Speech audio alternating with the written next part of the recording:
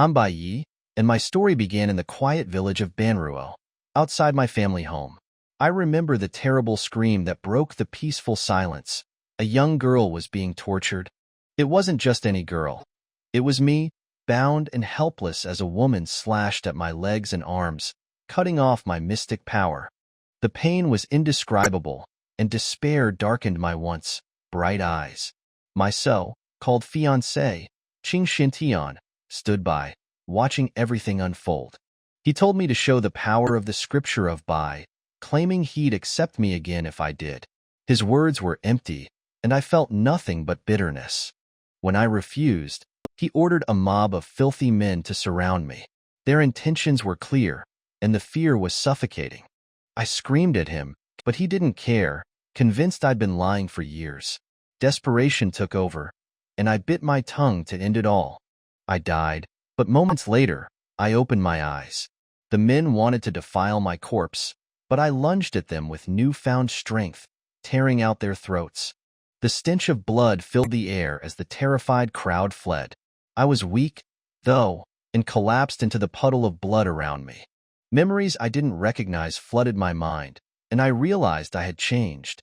I was now like the legendary witch doctors feared and blacklisted by the world government. Reflecting on my past, I remembered my innocent childhood, my grandfather Baijan's love, and the betrothal to Ching that all seemed so simple. But everything had changed after Grandpa's death. Ching and Lu Mingyan had been testing me endlessly, desperate for the scripture of Bai. It was all a scheme, and I finally understood. Crawling like a worm, I made my way to my grandfather's altar, remembering his words that all he needed was a hug from me. As I touched his rigid corpse, something incredible happened. A white glow passed from Grandpa into me, changing everything. As the white glow entered my body, I felt an overwhelming surge of power. It was like energy was filling me up, mending everything that had been broken. I hadn't realized that I was being watched. Some men nearby, one dressed as a bodyguard, looked horrified. "Master, this girl is terrifying. Her meridians were severed, and she was dead just a moment ago. We should leave. She's a zombie," he cried. But the man he called Master ignored him, his eyes fixed on me. The air around me buzzed with an odd hum, and I felt myself changing. My body was repairing itself. My limbs healed, and even the deep cut on my face vanished without a trace. Something had shifted inside me. Then, suddenly, I found myself somewhere unfamiliar. Before I could react, a white light shot at me. I tried to dodge, but it latched onto my neck, right over my pulse. My body went rigid. One wrong move, and it could tear open my artery. I didn't want to die like the men I'd just taken down, but instead of attacking me, the thing on my neck squealed. Wah! It was crying, tugging at my skin. I turned my head and saw it. A tiny, white, fluffy creature clinging to me. It had oval-shaped, animated eyes and looked like a cute, round furball. It sniffled and complained, calling me mean for taking so long. "If you didn't show up, I'd have starved to death," it wailed, sounding like a child throwing a tantrum. I was so confused, but I couldn't help feeling connected to the little thing. Just as I was about to speak, the creature's eyes widened with rage. "Little Yi, quick! That scum, Ching is back. Let's kill him," it shouted, a fierce glint in its eyes. When I woke up, I was back in the coffin, lying next to the thin, lifeless body of my grandfather. His face, wrinkled and worn, looked even older in death. Memories of him filled my mind. How he'd always bring me treats like osmanthus cake. How much he loved me and took care of me. He had always protected me, and after he died, everything fell apart. My heart ached thinking about how my life had changed. The man who once saved me, my fiancé Ching had betrayed me and caused all this pain. I had real feelings for him, and that made his betrayal cut even deeper.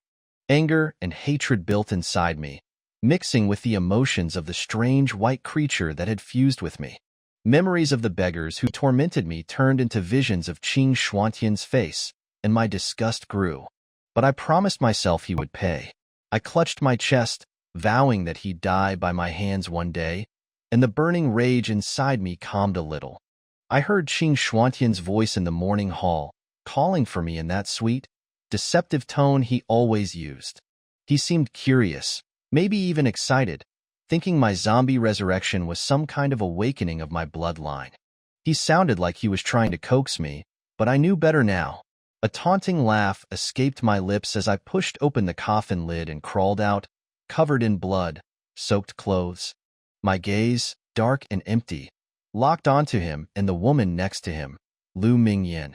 She screamed, terrified, calling me a ghost. Ching Xintian tried to act calm, taking cautious steps toward me, speaking in a soft voice like he still cared. But I remembered everything. The abuse, the lies, the torment.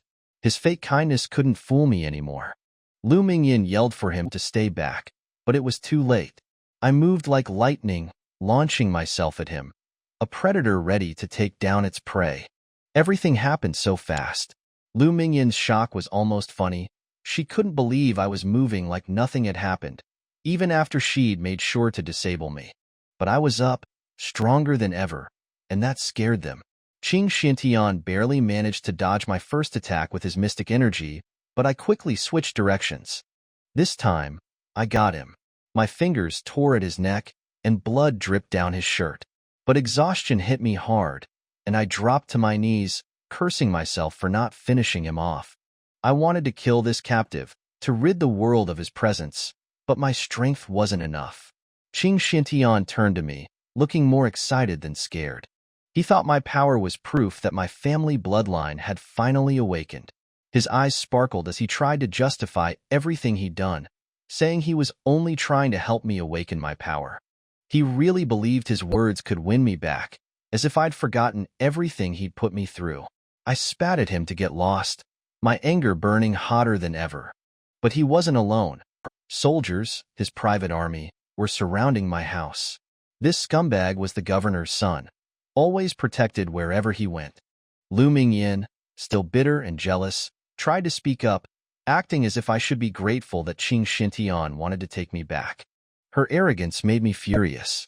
When she ran her mouth, I couldn't help but grin.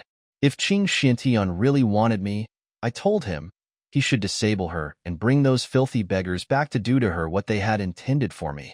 My words made his face fall, but I was done playing nice. Lu Mingyan glared at me, furious, but I wasn't backing down. When I demanded that Ching Xintian disable her limbs, he looked surprised but tried to brush it off, acting as if everything they had done was for my benefit.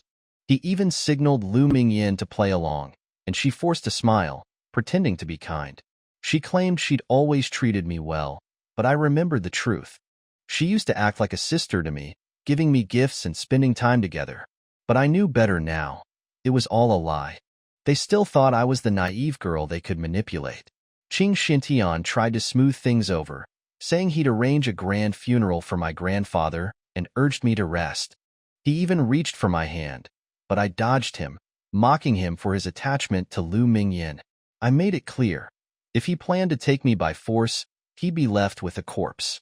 Realizing I had changed, Ching Xintian asked if I'd come with him if he harmed Lu Mingyan. That scared her, and she begged him not to. But he held her in place with his mystic energy, ignoring her protests. Then, to my shock, he actually did it. He took a dagger and, with swift, brutal movements, disabled all 4 of her limbs, leaving her bleeding and broken on the ground. Lu Mingyan was horrified. She couldn't believe he would sacrifice her for me, but Ching Xintian didn't even look at her. His eyes were locked on me, hoping I'd let my guard down so he could strike. He begged me, saying I could take out my anger on him if I wanted, as long as I came with him. I played along, pretending to agree, but with a grin. I quickly made my escape. I knew Ching Xintian too well. I figured he'd try to ambush me, so I decided to strike first and make my escape. I moved faster than he expected, and before he could react, I was already running. He yelled for his men to stop me, and soldiers emerged from the shadows around the Bai family estate.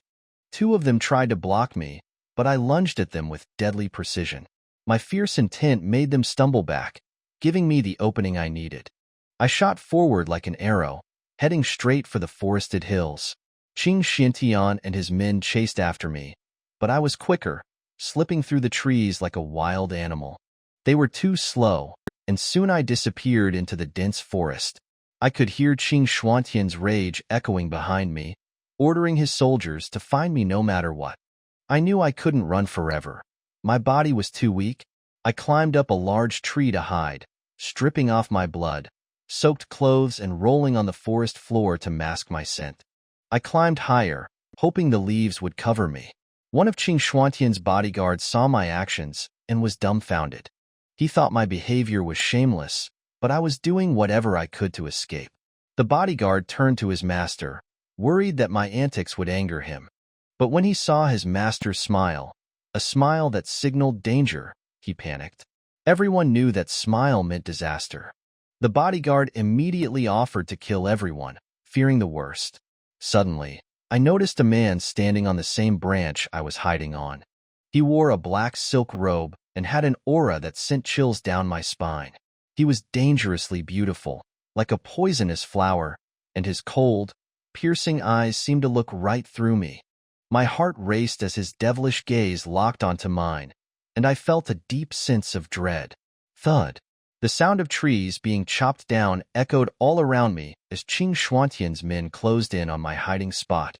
I clung tightly to the tree, hoping to remain unnoticed.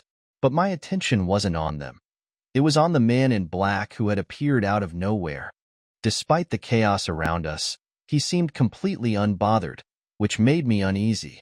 Even though I didn't sense any danger from him, his presence filled me with a primal fear. I wanted to run, but I couldn't move. Then he was suddenly right in front of me. He was beautiful in a dangerous way, with arched eyebrows, glittering black eyes, and a smirk that felt almost hypnotic. As he looked at me, it felt like time slowed down. I held my breath, hoping the soldiers would pass by, thinking if I stayed still, I might have a chance to escape once they were gone. But then he leaned in close and whispered, "You're out of mystic power," his raspy voice brushing against my ear. A shiver ran down my spine, and I felt my heart race. He knew I was drained of power, which meant he must have been watching me earlier. Mystic power was everything in this world. It defined strength and survival. I used to be a powerful 8th ranked practitioner, and if my grandfather hadn't died, I might have become a mystic warrior. But ever since my meridians were damaged and I inherited that strange spirit, my body changed. Though my mystic power was depleted, my physical strength was enough to fight back against Ching Xiantian. The man in black studied me, his gaze intense, and asked, "Do you want my help?" His eyes drifted over me, even as I was trying to stay hidden among the leaves, feeling vulnerable and exposed. In the meantime, thud, the soldiers managed to chop down enough trees to make a small clearing in the woods. The tree Bai Yi perched on would unfortunately be one of the casualties. Despite the pressing circumstances, Bai Yi did not answer the man. Was that a rejection? Thud. The huge tree fell, and Bai Yi clung tightly onto the branch. The tree toppled into the swampy waters as she expected. She was prepared for this, so she allowed herself to be pulled into the mud. Submerged underwater, there would be no traces of her above ground. The bodyguard tiptoed carefully toward his master. Surprised by the girl's antics, the bodyguard asked, "Master, do you think she planned this? That's why she chose this particular tree." That was a horrifying thought. Within a few breaths, the girl had managed to cloak herself within the forest. She even utilized the swamps to cover her tracks and hide her body. Moreover, how did she know the men would chop down the trees? "Master, we only found her bloody clothes," one of the soldiers reported to Ching Xiantian. They had combed through the forest, but there were no signs of any human. Ching Xiantian took the clothes from the soldier and sniffed. He was able to smell the dampened scent somewhere below ground. "Young master, our actions garnered attention from the people of Banruo village. They are coming in droves to investigate," a soldier reported. Ching Xuantian's mood darkened at the news. "Young master, the Empire's strongest warrior hails from Banruo village." "Shut up. I don't need you to remind me." Although Banruo village was just a small settlement, Ching Xiantian knew he had to be careful. It was why he brought the soldiers along. It was obvious Ching Xiantian did not want to give up the search. In the end, He ordered half of his forces to continue the search while the other half followed him as he made way to the Bai family's courtyard. He had to placate the villagers for fear of bringing the wrath of Qin Ban upon himself. He was aware of Bai Zhan's long-standing relationship with the villagers. Some folks even saw Bai Yi as their own child. Moments after Qing Shantian left, the search party scurried out of the forest en masse. When the coast was clear, Bai Yi dragged herself out of the mud. She gasped for fresh air. The charming man in black robes appeared before her once again. Without any warning, he cupped her face in his hand. Bai Yi wanted to pull away, but she found herself rooted to the spot. "Filthy," the man uttered. Despite the disapproval, his fingers stroked her cheek. Then, something unexpected happened. The man's face inched closer. His teeth took hold of her bottom lip and bit down. Blood welled from the open wound. Bai Yi was shocked, eyes wide in surprise. Pain radiated from her bottom lip as she stared at the beautiful devil. The next breath Bai Yi took irritated the wound on her lip and she winced. Then, she felt something soft on her lip. The man was tasting her bottom lip as if it was a delicacy. He suckled at her bleeding lip. She shut her eyes but made no move to fight the man. Her limbs did not obey her orders. Her frosty glare made the man who was sucking her lip, or more accurately her blood, chuckle. Even his chuckle was magnetic like his person. Yu Jiucheng was amused to find such a remarkable young lady. Not only did she carry a rare inheritance in her veins, she also had more courage and wisdom than the average person. The girl was able to retain her calmness and wit despite being physically near him, something no one had succeeded before. Although her body was immobilized, he could tell she was patiently waiting for a chance to strike at him. The girl emanated a tantalizing scent that he could not resist. He deduced the girl belonged to the dark and did not hesitate to take a bite. The blood he tasted confirmed his suspicions. "You taste sweet," Yu Jiucheng said after releasing the girl's bottom lip. His finger traced a path across her swollen, red lips. Following that, he started to undress before Bai Yi. He gracefully took off the black silk robe he wore. "Master." The bodyguard who was watching the scene unfold felt his jaw drop. His mind went blank. There was nothing he could do but stew in the uneasiness he felt. The bodyguard could not believe his master.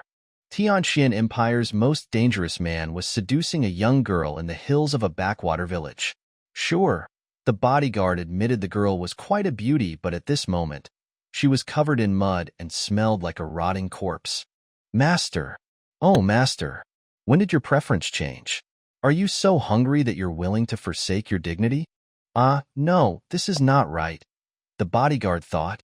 "Master, you never had much interest in women before. Why now?" Many pretty ladies in the king's court clamored for his attention.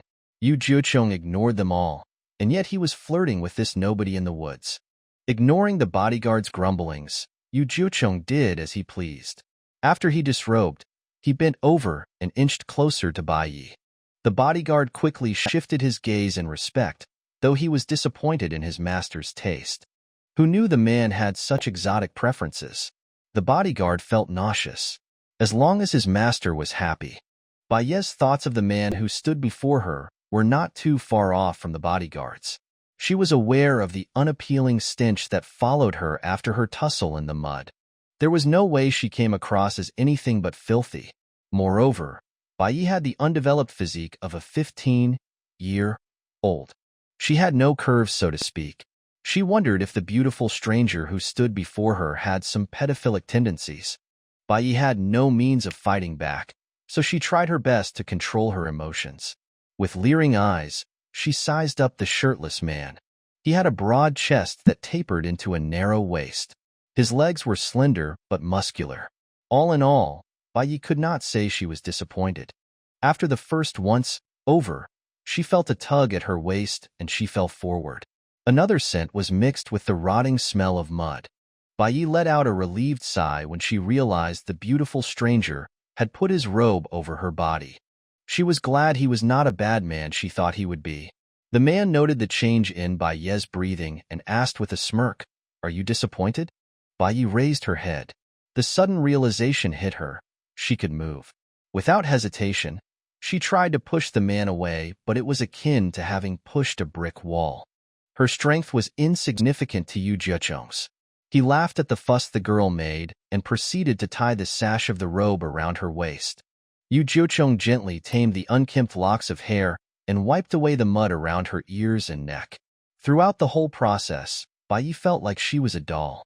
It was an unpleasant feeling, being manipulated and maneuvered without her explicit permission. This rebellious streak of hers got her into trouble a long time ago. She was hunted by the world government for her disobedience. At this moment, Bai submitted herself to the man's touch. The reason being she was too weak to fight back, and she was curious as to what the man wanted. Yu Jiechong was satisfied with the girl's submissiveness, but he knew it was just a facade. If she was at her full strength, there was no doubt she would go for his throat. Once he was satisfied with his handiwork, he handed Bai a jade badge. Hold on to this. The girl took the item without a word. The erudition trials will be held in a month. You'll take part in it with this participation badge, Yu Jiechong explained. Entering the courts is the only way you can shed your past. Finally, Bai opened her mouth to speak. What do you want with me? If this participation badge granted her freedom from Ching Xuantian's influence, what would this man want in return?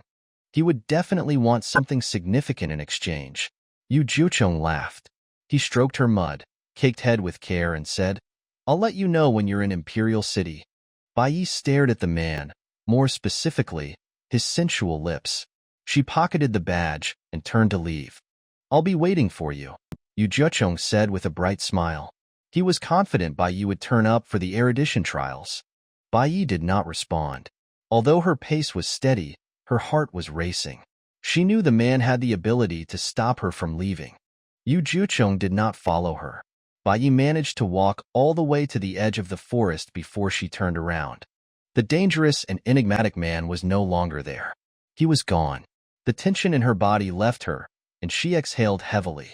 She did not want to admit she was afraid of the man.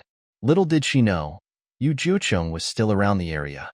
Suddenly, she heard a familiar shout. Little Yi. Bai turned to the source of the voice and saw a familiar old face. Mr. Village Chief?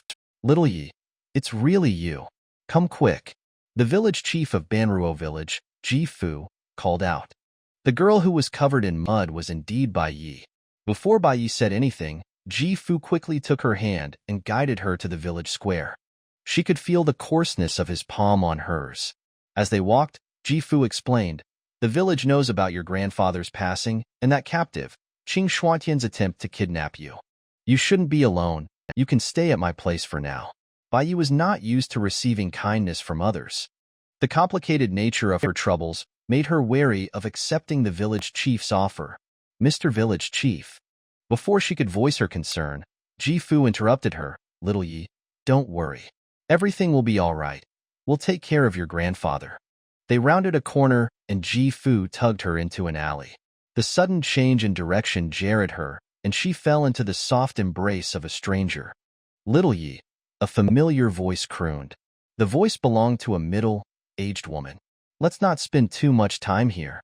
Quickly take Little Yi home. I'll go have a look at their house. Ji Fu ushered his wife, Yao Duihua. Yes, yes. Come with me, Little Yi, Yao Tsuehua said as she coddled Bai Yi like she would her own child. Bai Yi did not say anything. Truthfully speaking, she was not used to being treated this way. As they walked, Yao Tsuehua rubbed her back and said, Little Yi, don't be afraid. You're safe with us now.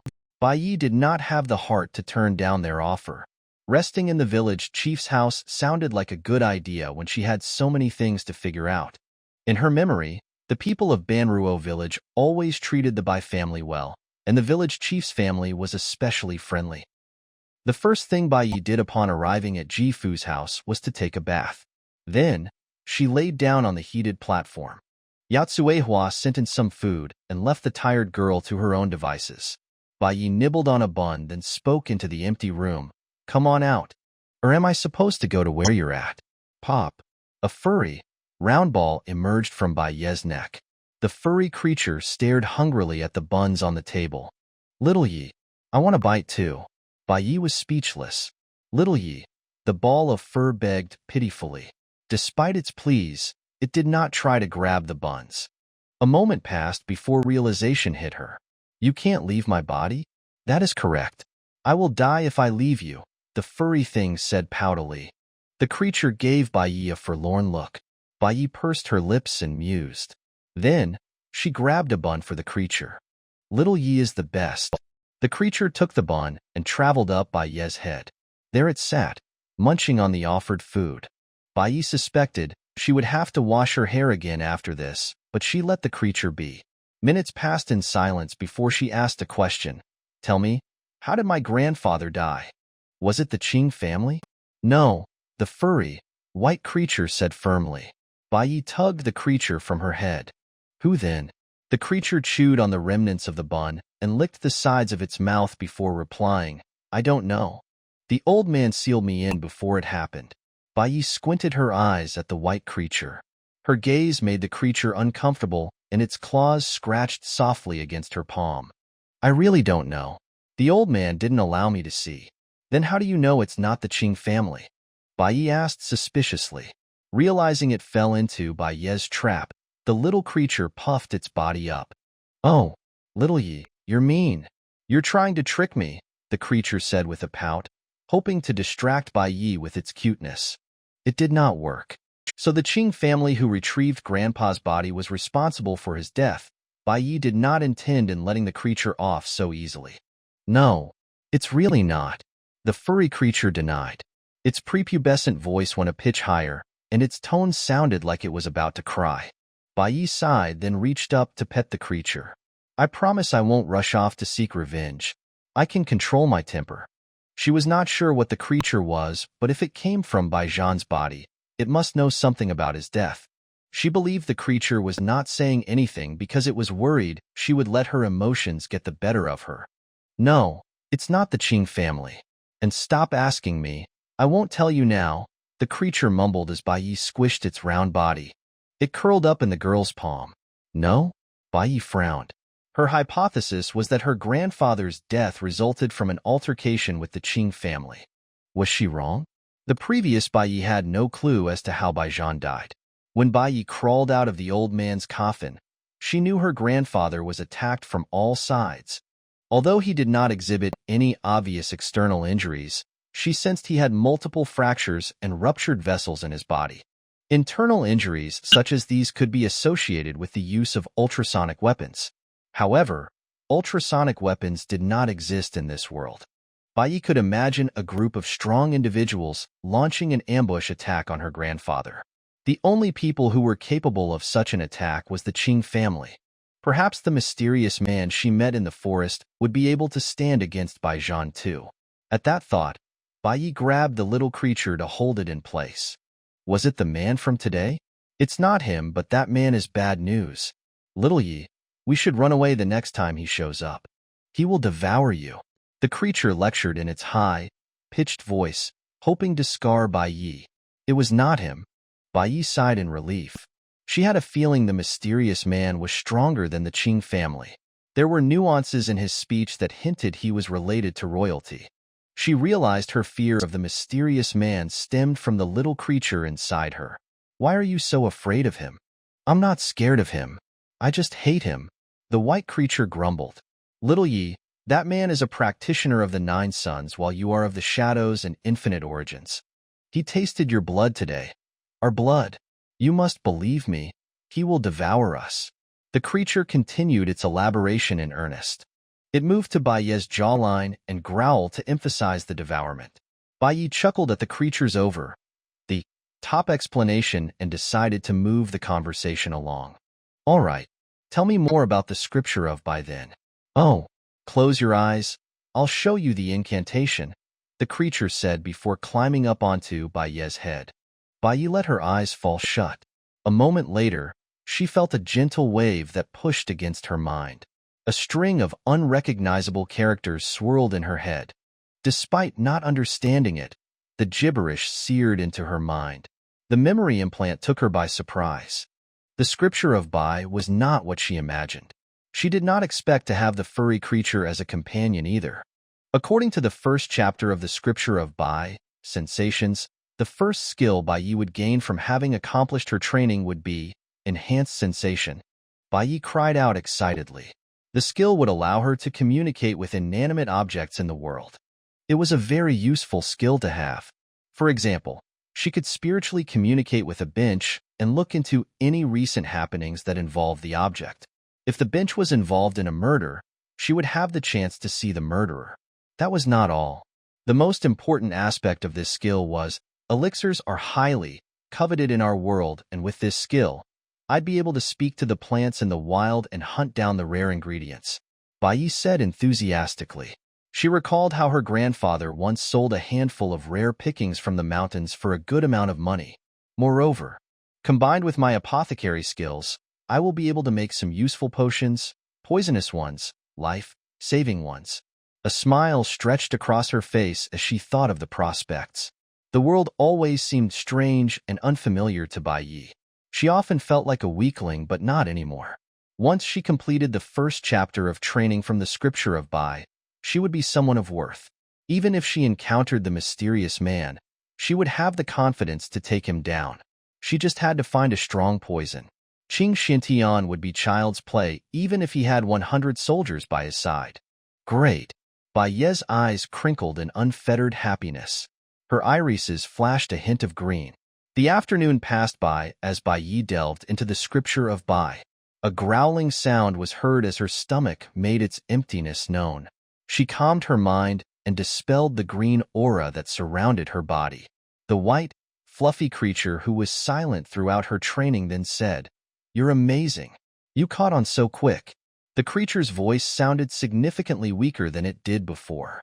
Furball? Bai Yi reached for the little creature. There was a grayish-white appearance to the creature's blue eyes. The adorable enthusiasm of the furry creature was gone. "Hey, I'm not a furball. I'm a little spirit," the creature argued. It tried to brandish its claws to show its disapproval, but it required too much energy. The creature's limbs moved sluggishly and Bai Yi frowned. "What's wrong? Are you hungry?" She took a bun from the plate and handed it to the creature. The creature shut its eyes and feigned dead. "I'm too tired to eat. I need to return to your body and rest." With that, the furry thing melted into her palm. "Furball?" Bai Yi called out, concern laced in her voice. "Not a furball. I'm a spirit," the creature mumbled. "Tell me what's wrong?" "I'm fine. Just exhausted my spiritual energy. I just need to rest." Bai Yi pressed on. "How long will you rest?" There was no response. "Furball? Furball?" She called upon the creature repeatedly. She could feel the creature's presence diminishing. "Little spirit?" "Yes, correct. Little Yi. I'm cold." The furball whined pitifully. Bai Yi felt her heart twinge. "What can I do?" "There's nothing you can do for now. I'm okay. Just need some rest." The creature's voice was fading, yet it still refused to let Bai Yi help. "Tell me. I might have some ideas." "Dark spiritual energy. The old cemetery." The creature's voice sounded like a dying whisper in her head. That was the last she heard from the furball. The voice in her head disappeared. Dark spiritual energy in the old cemetery? Bai Yi rubbed the spot on her palm where the furball retreated into. A heavy knock on the door broke Bai Ye's concentration. "Little Yi. Little." The door was busted open. A broad, shouldered man entered the room, followed by Ji Fu and Yao Tsuehua. Bai Yi stared at them in shock. "Little Yi, are you all right?" The old couple looked distraught as they fussed over Bai Yi.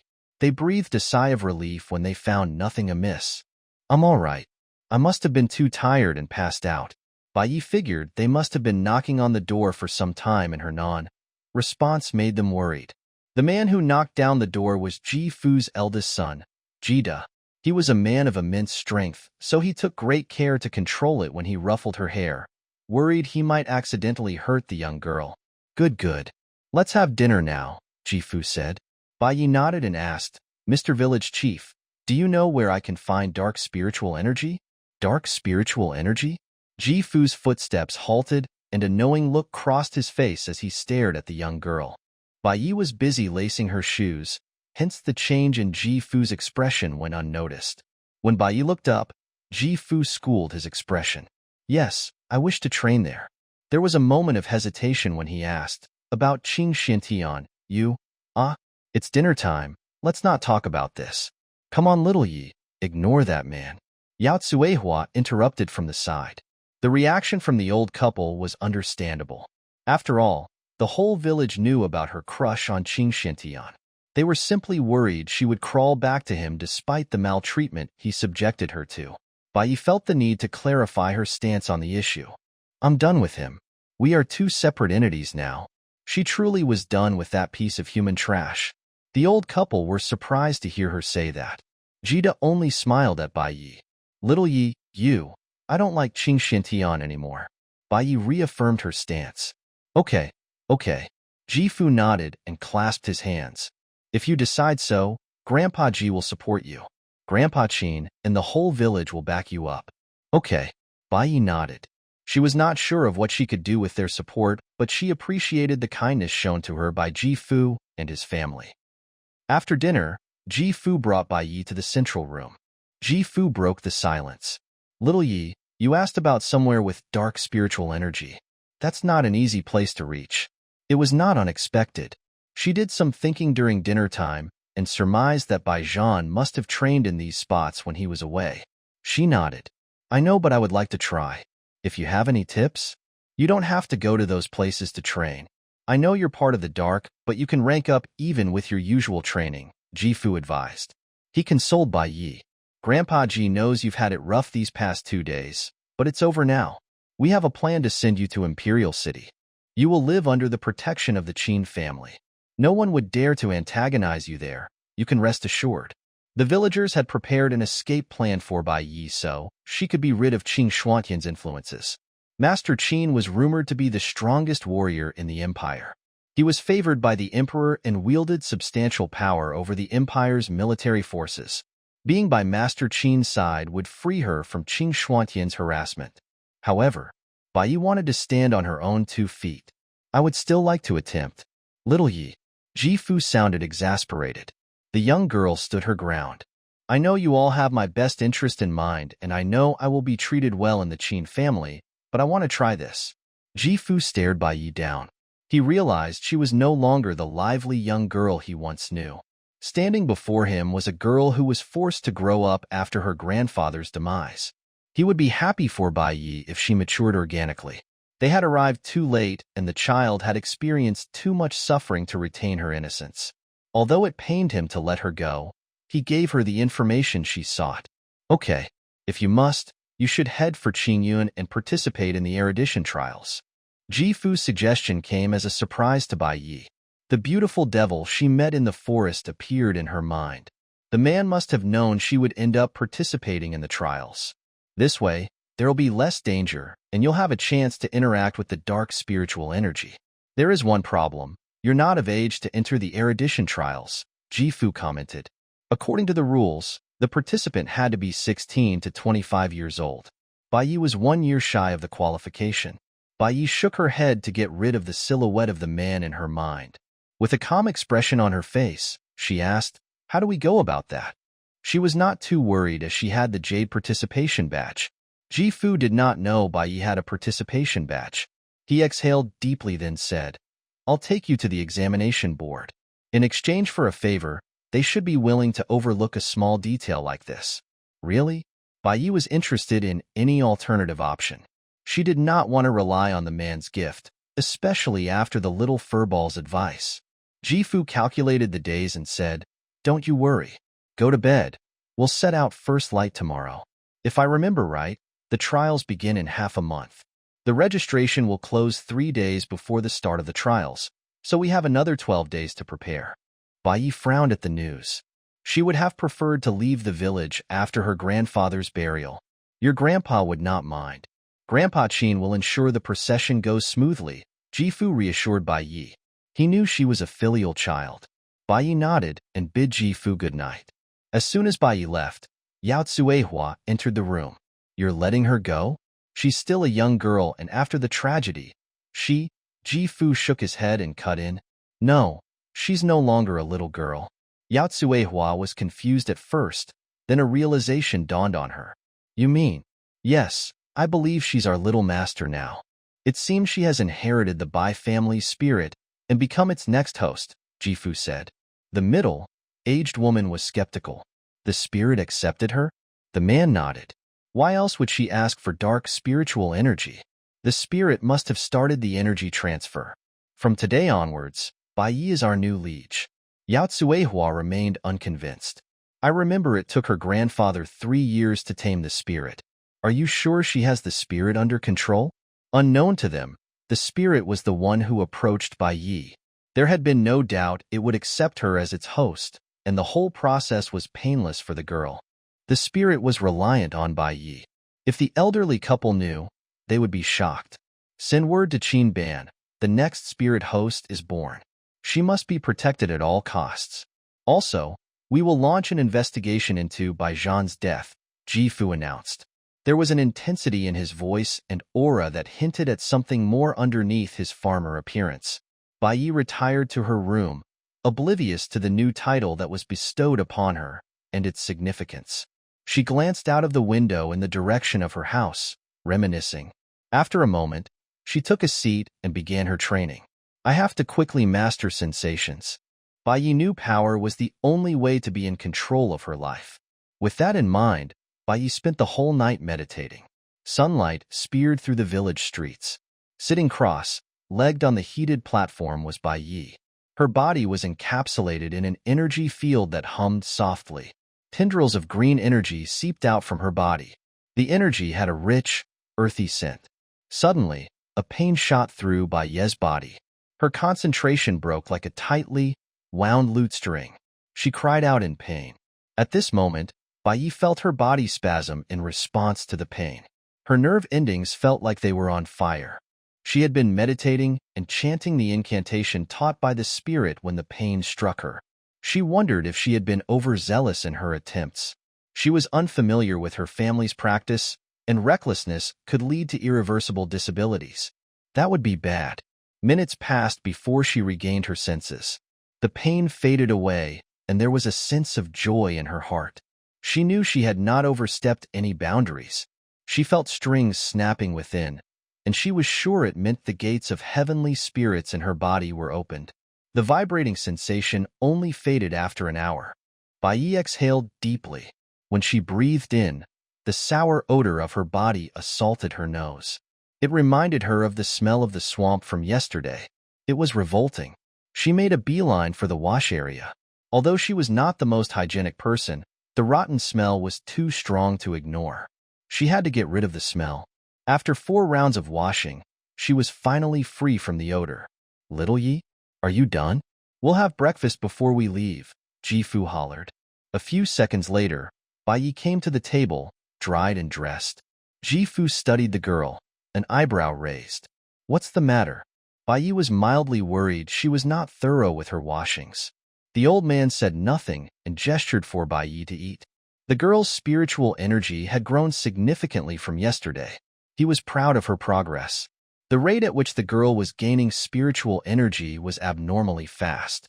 The phenomenon supported Ji Fu's theory that Bai Yi was an extraordinary spirit host, to have improved by leaps and bounds in just one night. His excitement nearly made him drop his bowl of porridge. He redirected his mind to other things at hand. Are you all right, Grandpa Ji? Concern was etched into Bai Yi's face. She wondered if she should check his pulse to see if he had had a stroke. I'm just a bit nervous. I haven't left the village in a long time, Ji Fu lied. He quickly excused himself from the table under the guise of checking on their food supplies for the journey. She observed the old man for a second longer. Once satisfied, her focus returned to her breakfast. As she picked up her chopsticks, a green flash crossed her eyes. The green flash struck Bai Yi when she picked up her chopsticks. Images poured into her mind, and she sucked in a breath. It was a sign that her training paid off. Success. A smile tugged on Bai Yi's lips. Her pretty face lit up with joy and pride. Yao Tsuehua had just completed packing their food. She walked into the room and saw Bai Yi shoveling food down her throat. Yao Tsuehua pitied the young girl, thinking the girl must be worried about their meals when they were traveling. Despite knowing the girl outgrew her childhood, Yao Tsuehua could resist showering Bai Yi with affection. She stroked the girl's hair and said, Little Yi, with Grandpa Ji around, there's nothing you have to worry about, okay? Bai Yi mumbled something incoherent and continued stuffing her mouth. Under the loving gaze of Yao Tsuehua, she finished her breakfast. Finally, she bid farewell to Banruo village and happily left with Ji Fu. At that moment, in another location, Master, Old Ji is taking Lady Bai out of the village. The spy informed Ching Shintian after receiving the news. Follow them. Don't lose them, Ching Shintian ordered darkly. His drastic actions yesterday earned him the ire of the village, and thus his options were limited. Yes, Master. The spy left with his orders. Master, the substitute body is in place and Bai Zhan's corpse is on its way to Qingyun. Great. You'll make sure the substitute body is buried. The rest will follow me to Tong City. Ching Xuantian's target had moved out of Banruo village. It only made sense for him to follow suit. You won't escape me, he muttered under his breath as his finger traced the scar on his neck. Truthfully, he already had a plan in mind. He wanted to bring Bai Yi through the front gates of Qingyun. No one would be allowed to let her leave Qingyun. Bai Yi and her powers would then belong to him. While Ching Shintian was busy plotting, Bai Yi left the village in a bullhorn cart. A bullhorn was a beast larger than an ordinary buffalo. A singular horn protruded from its forehead. They were commonly used as a means of transport as they were faster than mules. Riding a bullhorn was like traveling on a high-speed rail. With the help of the beast, Ji Fu and Bai Yi arrived at Tong City in 10 days. Tong City was the nearest registration center for the erudition trials to Banruo village. Come now, let's get off. Bullhorn carts were not allowed to enter the city, so they had to leave the beast in the monster stable outside the city's perimeter. Bai Yi disembarked from the vehicle. As her feet touched the ground, her eyes scanned the high walls surrounding Tong City. Once Ji Fu settled the beast in, he brought Bai Yi into the city. Mystic weapons. Mystic weapons. The latest of its kind. Don't miss out on this rare find. Along the streets of the city, weapon dealers advertised their wares loudly to attract customers. All sorts of weapons were on display for passers-by to browse. In the beginning, like Ji Fu, Bai Yi was wholly focused on getting to the registration center. Although there were still a few days to the deadline, being early never hurt. However, midway through their journey into the city, Bai Yi's attention was caught by an obsidian blade. It was a scalpel. The finely crafted scalpel reminded her of her training days in the past. Scalpels were always her strong suit. With the advancement of weapons technology, Bai Yi's choice of weapon might seem unusual, but the scalpel had served her well in her 15 years of practice. There was a reason she was known as a witch doctor. Her scalpel did not only save lives but took them as well. Little Yi? Ji Fu noticed Bai Yi's slowing footsteps and turned around. He followed her gaze and saw the obsidian scalpel. The weapons dealer noted the pair's attention and quickly presented the item of interest. Good sir, your granddaughter has a good eye. This is the latest design carved from dark crystal. It's definitely. While the man was explaining the backstory of the weapon, Bai Yi weighed the weapon in her hands and tested her grip.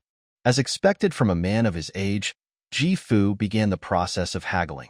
The price was lowered from 10 gold coins to 1 silver coin.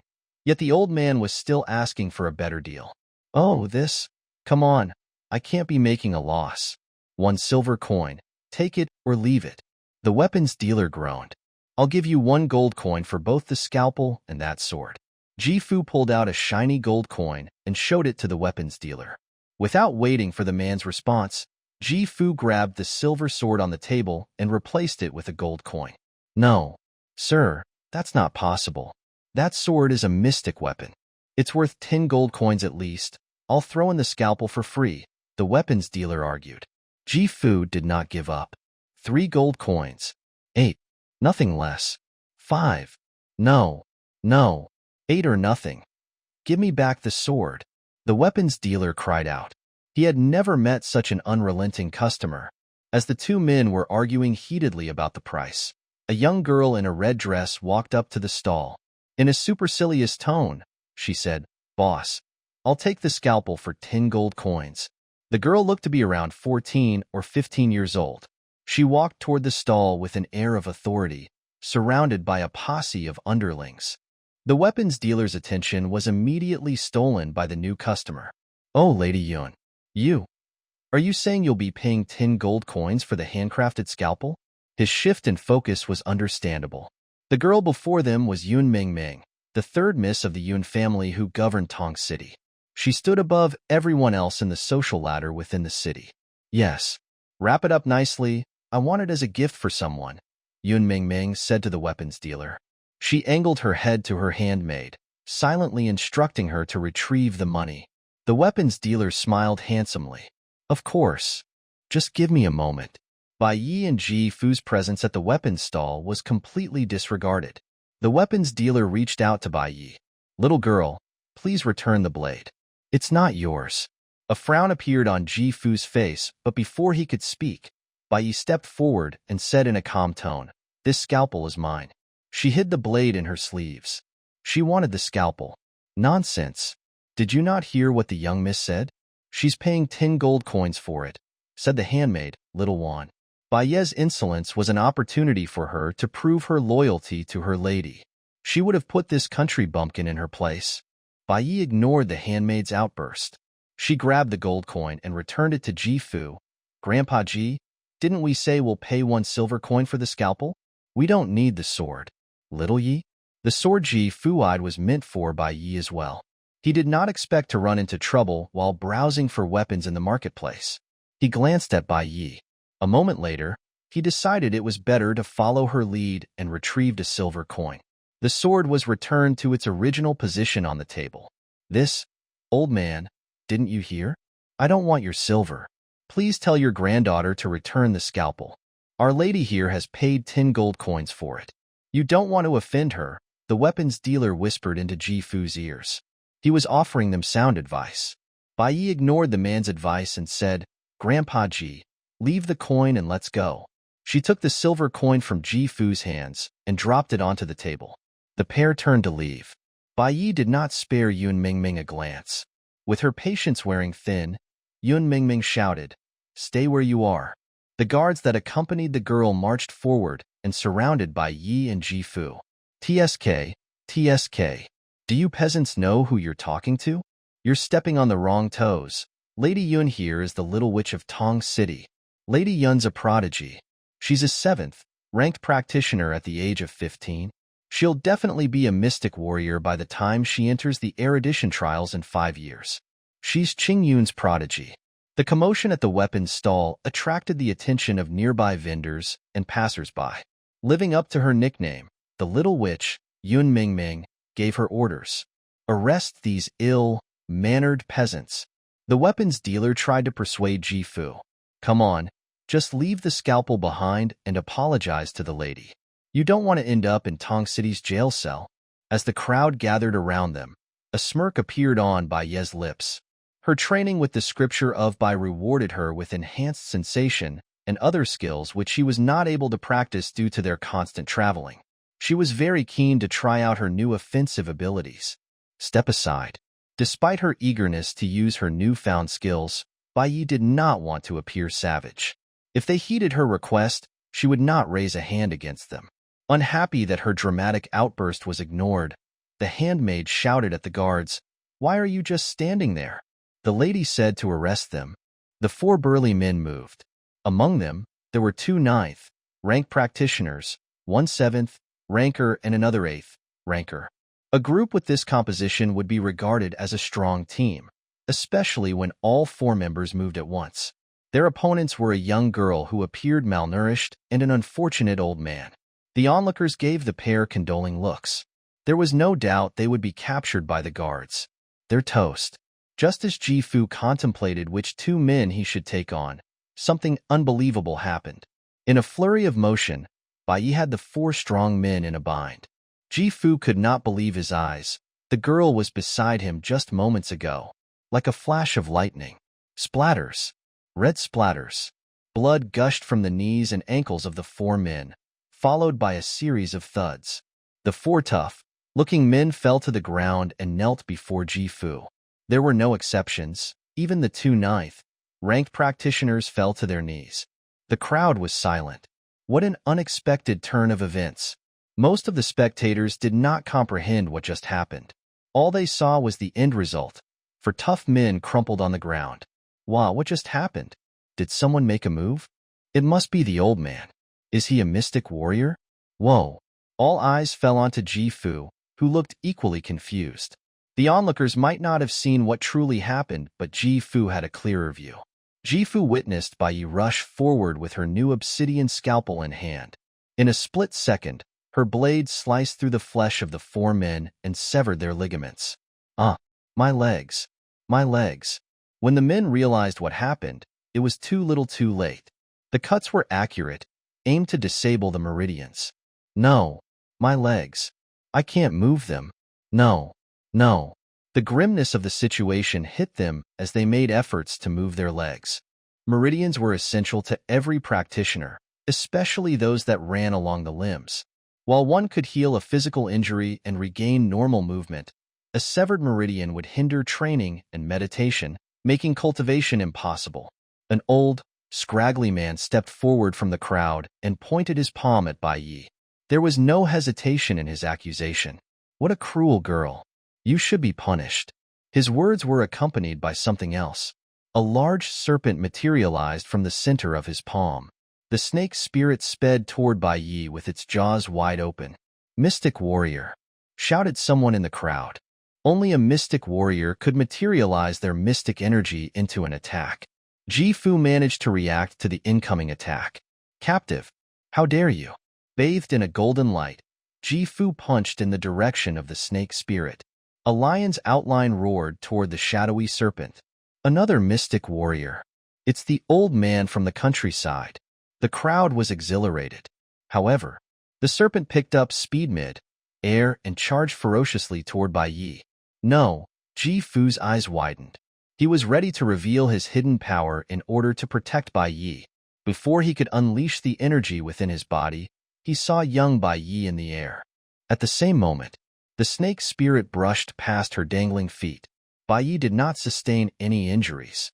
The attack missed her completely. A collective gasp of disbelief was heard from the crowd. Eyes wide and mouths agape, they watched the levitating girl. There was a green aura surrounding Bai Yi. She resembled a magnificent bird, an untouchable beauty in the air. Thud. Bai Yi's descent from the air stirred the crowd. Clap, clap. A thunderous applause erupted from the crowd. Everyone stared at Bai Yi in amazement. Most could tell that Bai Yi was not a mystic warrior. She looked to be 15 at most, but she was able to dodge an attack from a mystic warrior. Amazing! Is she planning to enter the erudition trials? Spectacular indeed. Fending off an attack from a mystic warrior at such a young age. What more when she becomes a mystic warrior? Such adaptability in battle. She would do well even in the courts. Another talent coming from the state of Qingyun. Commentaries were abound from the onlookers. Due to the erudition trials, there were a number of notable practitioners gathered in Tong City. These people, alongside Ji Fu, knew Bai Yi was responsible for the initial attack on the four men. After recovering from the surprise, Ji Fu went to Bai Yi and asked, "Little Yi, are you hurt?" Bai Yi shook her head, but Ji Fu remained concerned. He checked her pulse, worried the mystic warrior's attack might have damaged her internal organs. Elder Hong, Yun Mingming respectfully greeted the old man who had summoned the snake spirit. Elder Hong? As in the newly hired second-rank practitioner, Hong Qiguan? It must be. I hear the Lord has been hiring mystic warriors to protect Lady Yun. Oh my, I foresee some upcoming drama. As the chatter continued among the crowd, the puzzle pieces fell into place. The background of the scraggly old man was brought to light. Who are you? The man, who was revealed to be Hong Qiguan, asked after giving Yun Mingming a nod.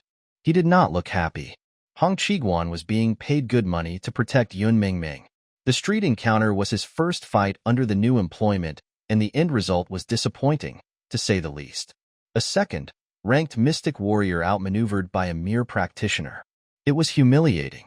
How could he continue living in Tong City with this smear on his reputation? Banruo Village's village chief. Ji Fu gave Hong Qiguan a cold, unflinching stare. Bai Yi was unharmed, but the near hit was enough to evoke a feeling of hatred for Hong Qiguan. Hearing the answer, Hong Qiguan let out a laugh. Ha! A village chief. You pamper the young too much. How dare you raise a hand against Lady Yun? Guards, get the young one. I'll handle the old man myself. Suddenly, Banruo Village? A young man dressed in an official robe hopped down from a nearby tavern. The official robe he wore featured animal prints. He spoke in an eager tone. "Are you Elder Jifu, Master Qin's granduncle? And who might you be, good sir?" Jifu asked suspiciously. The young man gave off the aura of a third-ranked mystic warrior, and the official robe he was wearing suggested he was a fourth-ranked general of the empire. Mu Yunjan speaking, a subordinate of Master Qin and executive officer of the upcoming erudition trials. "It is my pleasure to meet you, sir," the young man said earnestly. At the end of his introduction, he knelt before Jifu as a sign of respect. The gesture was significant. The fourth-ranked general of the Tianxian Empire was kneeling before a village chief? Whoa! The crowd let out a collective gasp. They're from Banruo village. No wonder. My. It's Master Qin Ban's relative. Qing Yun houses many hidden talents. The Yun family's little which might be barking up the wrong tree. The mention of Banruo village had the crowd excited. The people looked at Jifu and Bai Yi with admiration and respect. Bai Yi was speechless. It never occurred to her how big of a name Banruo village was in the empire. Jifu took a hurried step forward and helped Mu Yunjan up. "Come now. I'm undeserving of such a gesture. I'm just a lowly village chief. Please, stand." Mu Yunjan stood, but kept his posture submissive. "You're too humble." Then, he turned to look at the young girl beside Jifu. Bai Yi finally had a good look at the man. He had a pair of arched eyebrows that accentuated his attractive face. She bowed respectfully as the man looked at her. "This young lady is?" The commotion in the streets had drawn Mu Yunjan's attention, and the young girl's skills had thoroughly surprised him. Mu Yunjan assessed the young girl. She was definitely not an ordinary child to have Jifu as her personal escort. "Ah, little Yi here is our village prodigy. Could we continue this conversation somewhere else?" Jifu suggested after considering the circumstances of Bai Ye's participation in the erudition trials. Such deals should not be discussed in public. The suggestion was amenable to Mu Yunjan, and he immediately invited them to the tavern. The young man did not acknowledge either Yun Mingming or Hong Qiguan, who stood a few feet away. As Bai Yi and Jifu turned to leave, Yun Mingming shrieked, "Hold up! We have unfinished business here." She was not used to being sidelined. Hong Qiguan quickly intervened. "Mingming, please step down." He was shocked to see a fourth-ranked official of the empire in Tong City, a general no less. The lord of Tong City was a mere seventh-ranked official. In the Tianxian Empire, military positions outranked administrative positions. Therefore, Hong Qiguan knew better than to pick a fight when Mu Yunjan was siding with their enemy. Moreover, if he had known Jifu was the granduncle of Qin Ban, he would have backed out immediately. All Hong Qiguan hoped for was to be erased from Mu Yunjan and Jifu's memories. He wanted nothing more than for them to leave. Things did not go the way he wished. Yun Mingming was signing their death warrant. At that moment, Hong Qiguan regretted taking up the job to protect the dumb lady. She was going to get him killed. "Step down?" Yun Mingming retorted angrily. She glared at Mu Yunjan and said in a disgruntled tone, "Brother Mu, it's me, Mingming. Please hear me out on this." Hong Qiguan wondered if he could just abandon the lady and make a run for it. "Master Mu, so what if the old man is Master Qin's relative? They can't simply mistreat our lady. Look at our guards, they're all hurt because of them. Master Mu, justice must be served." Yun Mengming's handmaid, Little Wan, chimed in, skewing the narrative in support of her lady. Bai Yi stared at Yun Mingming and wondered, how dense can you be? It was clear Bai Yi had the support of the high-ranking official, Mu Yunjan, and yet the girl would not give up. Heedless of the precarious state of affairs, Yun Mingming ignored Hong Qiguan's warning glances and knelt before Mu Yunjan. Her arrogance was replaced with shameless self-pity. "Brother Mu, this vendor has witnessed the whole exchange. Please ask him yourself." With that, Yun Mingming pointed her finger at a man in the crowd. The spotlight was suddenly on the weapons vendor. He was a mere commoner who did not wish to be involved. He did not want to offend Yun Mingming, but he was also afraid he would make unnecessary enemies. Sensing the man's hesitation, Yun Mingming gave him the evil eye and yelled, "Clarify the situation." The weapons vendor shivered as he recalled how Yun Mingming dealt with people who crossed her. The people from Banruo village seemed like a sensible bunch, unlike Tong City's little witch. He decided to speak in favor of Lady Yun. Mu Yunjan glanced at the weapons vendor and knew the man was unreliable. There's no need for an explanation. I was witness to the ordeal. He wore an annoyed expression as he said to Yun Mingming, I won't interfere with your business, but be mindful to exercise moderation. Yun Mingming was about to argue her case. I shall write to the Ministry of Civil Appointments when I return to the courts. Tong City is due for a change in governance, Mu Yunjan remarked vaguely before he signaled for Ji Fu and Bai Yi to follow him. The young man's words were a verbal slap to Yun Mingming's face. Although she was an unruly brat, she was aware of the power Mu Yunjan held in the courts. A message from him could threaten her father's position as the lord of the city. Mu Yunjan was not only a fourth-ranked general, he was also a direct descendant of the four noble families in Imperial City. At that moment, Yun Mingming knew she made a big mistake. Hong Chiguan shook his head and advised, we should inform the lord. The sooner he knows, the better. Secretly, he was glad Mu Yunjan had overlooked his attack on the little girl. At her wit's end, Yun Mingming nodded in agreement. Right. My father will know what to do. That man can't just do as he pleases. Let's leave. Without sparing a moment, Hong Chiguan escorted Yun Mingming away from the marketplace. The wounded guards crawled back to the estate as fast as they could. Meanwhile, in the tavern, Ji Fu had conveyed the favor needed from Mu Yunjan for Bai Yi to enter the erudition trials. Mu Yunjan agreed wholeheartedly. That won't be a problem. I have no doubt Lady Bai is gifted. I'll have her registration done tonight. You only have to bring her to the halls when the assessment begins. Where should I deliver the form? Ji Fu did not expect the man to agree so readily. A broad smile bloomed on his face. Ha ha ha. I like your efficiency, young man. Have it delivered to Yunqing Yin. Thank you. It is my pleasure, Elder Ji Fu. Mu Yunjan smiled and made a toast to Ji Fu. The young man was an avid fan of Qin Ban and asked many questions about the warrior as they dined. Bai Yi had little interest in alcohol. She tended to her spiritual energy as she ate her food. Based on her observations during the stress fight, her mystic power was equivalent to a fifth-rank practitioner and her fighting capability was above average. In that case, 5 days went by quickly. Bai Yi found it odd that there was no follow-up from Yun Mingming. The peace did not seem right. With that worry in mind, Bai Yi arrived at the assessment hall with Ji Fu. Mu Yunjan got news of their arrival and quickly went out to personally escort them. He greeted warmly, Elder Ji, Lady Bai. With him in the lead, Bai Yi and Ji Fu skipped the queue to enter the inner assessment hall. Look, it's Master Mu. Is the assessment starting? The appearance of Mu Yunjan caught the attention of participants who were already inside the hall. Mu Yunjan ignored the shouts and said apologetically, the first round of assessment has the most people, so it tends to get a bit rowdy. His only goal was to get Ji Fu and Bai Yi to the dignitary table. Is it always this crowded?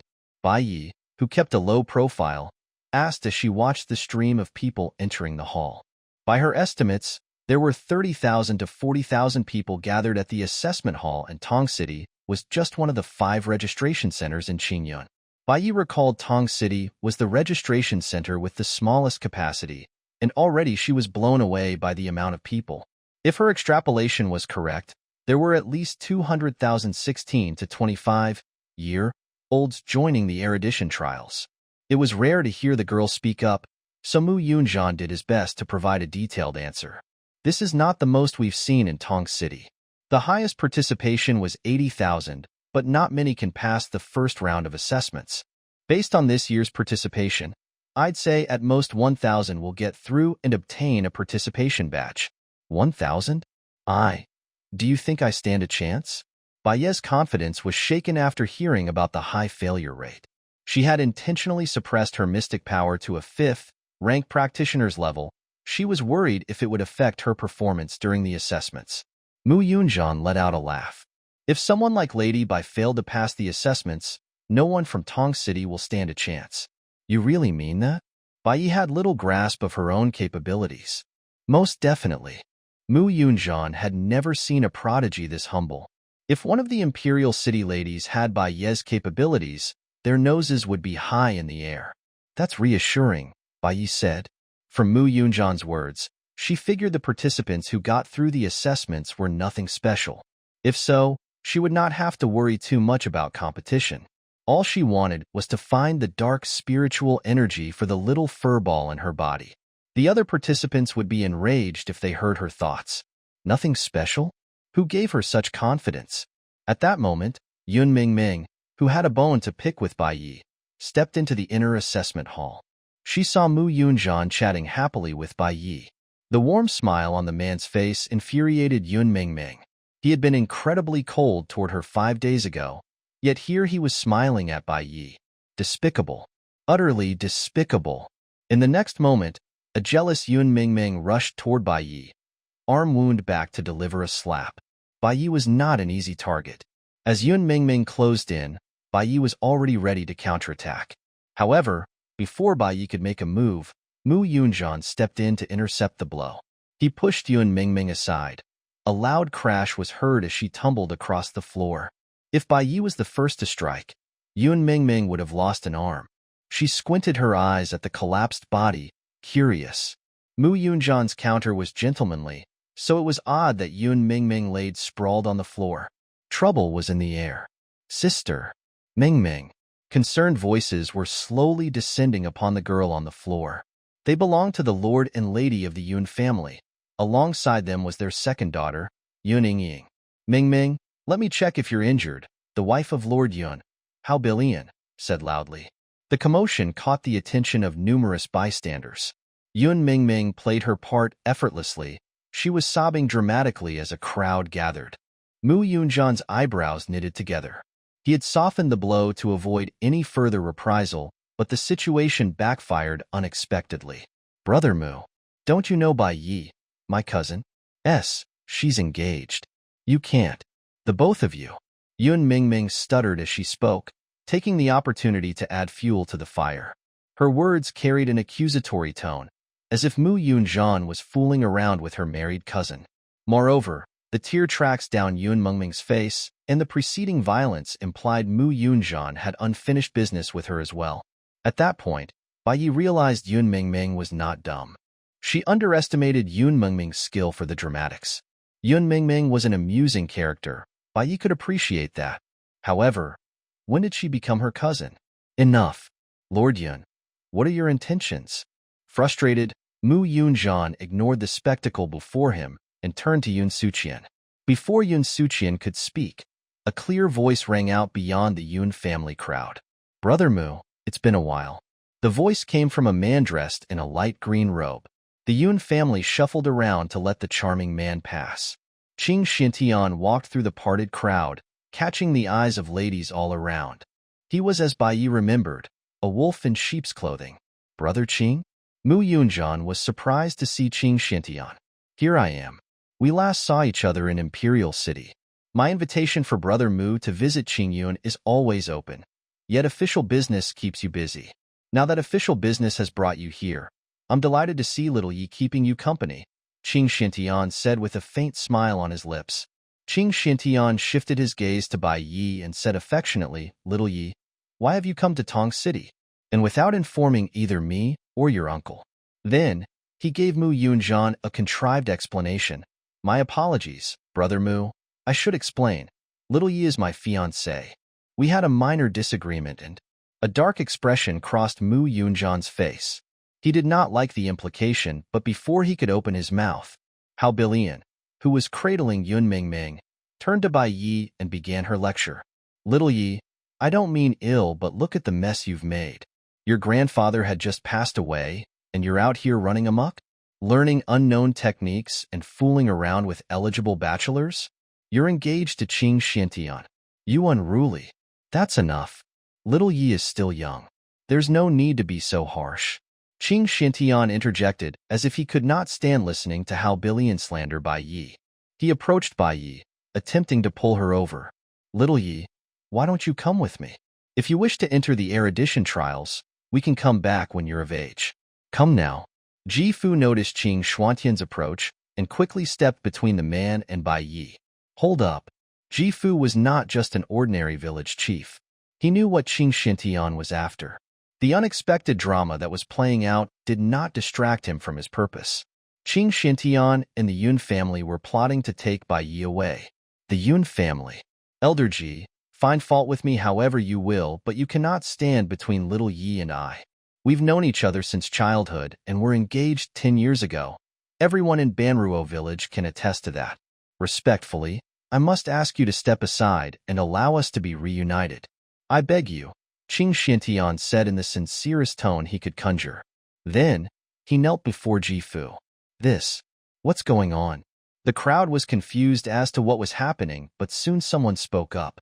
As the playwright of the drama, Ching Xintian had planted an agitator among the people. Isn't it obvious? Clearly the village chief is trying to separate the engaged couple with Master Qin's support. They probably want to give the little girl to Master Mu. If an alliance is formed, Master Qin will have the Mu family's support in the imperial city. Maybe you guys didn't hear, but Master Qin and the Crown Prince are competing for the command of the Wolf Cavalry. What? Once the truth was revealed by the agent, the public's perception of Ji Fu and Mu Yunjian deteriorated. Clap, clap, clap. As the crowd's support skewed toward one side, Bai Yi, who witnessed the whole play acted out by the Yun family and that piece of human filth, Ching Xintian, walked out from behind Ji Fu clapping. It took Bai Yi some time to realize who these relatives were, so to speak. Is everyone done with the drama? Young Master Ching and these, if my memory serves me right, the family who cut ties with my mother a long time ago. How shameless, Lady Halbilian, Lord Yun Suqian, Lady Yun. Since the beginning, Bai Yi had known Ching Xintian would never stop tracking her. Despite having Ji Fu's protection, Bai Yi had made her own preparations. What surprised Bai Yi was the approach Ching Xintian employed. He was painting himself as the morally good savior in the eyes of the public while trying to kidnap her. The Yun family's involvement too was a surprise. Watch your mouth, Halbilian shouted in defiance. She did not come here to be insulted by a young girl. Unfortunately. Shut your mouth, Bai Yi screamed back at her. She gave the older woman a cold, unflinching glare. Soon after, Halbilian did not manage to get a word in. In a flash, Bai Yi appeared like a demon before Ching Xuantian's personal bodyguard. The man was shocked by her appearance. Ching Xintian, who had the quickest reflex, spun around. Little Yi? He was too slow. Like an eagle who found its prey, Bai Yi casually tossed the bodyguard toward Mu Yunjian. Mu Yunjian could not wrap his mind around what was happening and almost thought it was a secret attack against him. Everything happened too fast. Mu Yunjian had a feeling he could not keep up with Lady Bai. Speaking of which, what was she up to? Why did she toss a Qingyun guard at him? No one was sure what was going on. Ji Fu and the crowd were equally dumbstruck. What was the young girl trying to do? Little Yi. Even the calculative Ching Xintian had no idea what Bai Yi meant to do. Young Master Ching, you said our love stretches back into our childhood? Bai Yi fielded the question with a faint smile on her face. Ching Xintian did not see the point of the question, but he nodded. Bai Yi let out a chuckle. Right then, let us ask your personal bodyguard. Ching Xuantian's eyes twitched. In an icy tone, he said, Little Yi, that's enough. We can settle our problems at home. There's no need to make a scene. Uncle. Although he had no clue what stunt Bai Yi was pulling, he knew it would not mean well for him. Yun Suqian, who had been unhelpful to Ching Xintian thus far, immediately summoned the guards. Guards, take this lady back home. The sound of a few hundred city guards storming the assessment hall could be heard. Bai Yi also saw Hong Qiguan, the man she faced 5 days ago. Alongside him were 3 other mystic warriors, leading squads of city guards. Master Mu, as you've said, my governance of Tong City has been disappointing. My incompetence has even extended to my family matters. When this is settled, I will willingly submit my resignation letter to the Ministry of Civil Appointments, Yun Suqian said as he gestured to the Tong City guards. Mu Yunjian frowned. Brother Mu, do not involve yourself in this, else you bring trouble to Master Qin. Ching Xintian gave Mu Yunjian a mental nudge as he advised. At the same moment, the Tong City guards led by Hong Qiguan were ushering the honorary guests to leave. More guards were piling into the room. The ruckus of the inner assessment hall was soon replaced by fearful silence. As the guards surrounded the area, the atmosphere within the hall became more oppressive. It was the culmination of Ching Xuantian's master plan, the sob story and the misdirection of the public. It was all to ensure Qin Ban could not come after him. Qing Xintian wanted to use the Tong city guards to stake his claim on Bai Yi and bring her back to the Qingyun estate. Lady Bai, please. Hong Qiguan marched up to Bai Yi with the city guards behind him. He oozed confidence as he knew Qing Zuanshan was a well-connected man. The three mystic warriors who came with Hong Qiguan surrounded Ji Fu. Undoubtedly, the net Qing Xintian laid was closing in on Bai Yi. With the public narrative controlled, Mu Yunzhan was unlikely to interfere. Once Bai Yi was captured under the guise of reclaiming a lost fiancé, it would be difficult for Qin Ban to justify making a move. Seeing how things had developed, "Master, perhaps it is time?" said Yu Zhucheng's bodyguard. They had been following Bai Yi since the start of her journey. The bodyguard felt Bai Yi had been unquestionably outmaneuvered. Even if she was an oddity, there was no way she could stand against an army. However, at that moment, the bodyguard was shocked to see a bright smile on Bai Yi's face despite the seemingly inescapable situation she was in. The smile reminded the bodyguard of a blooming flower. Bai Yi was breathtaking in that moment, her youthful beauty captivating, beautiful like the sky. It was the best description he could think of. The man was born for the sword, so words were not his strong suit. Saliva almost dropped from his mouth when Yu Zhucheng smacked him on the back, snapping him out of his daze. The bodyguard puked blood and nearly revealed their hiding spot if not for. Ping, ping. The smiling Bai Yi had her arms open wide as she squeezed something in her palms. It was followed by a cloud of pink dust. In a matter of seconds, the whole assessment hall was bathed in pink dust. That was not all. A weird scent permeated in the air. It was a familiar scent. It smelled like this smell. It's devil's hay, white, leaved soulgrass and pink skull flower. Someone in the crowd figured out the composition. What?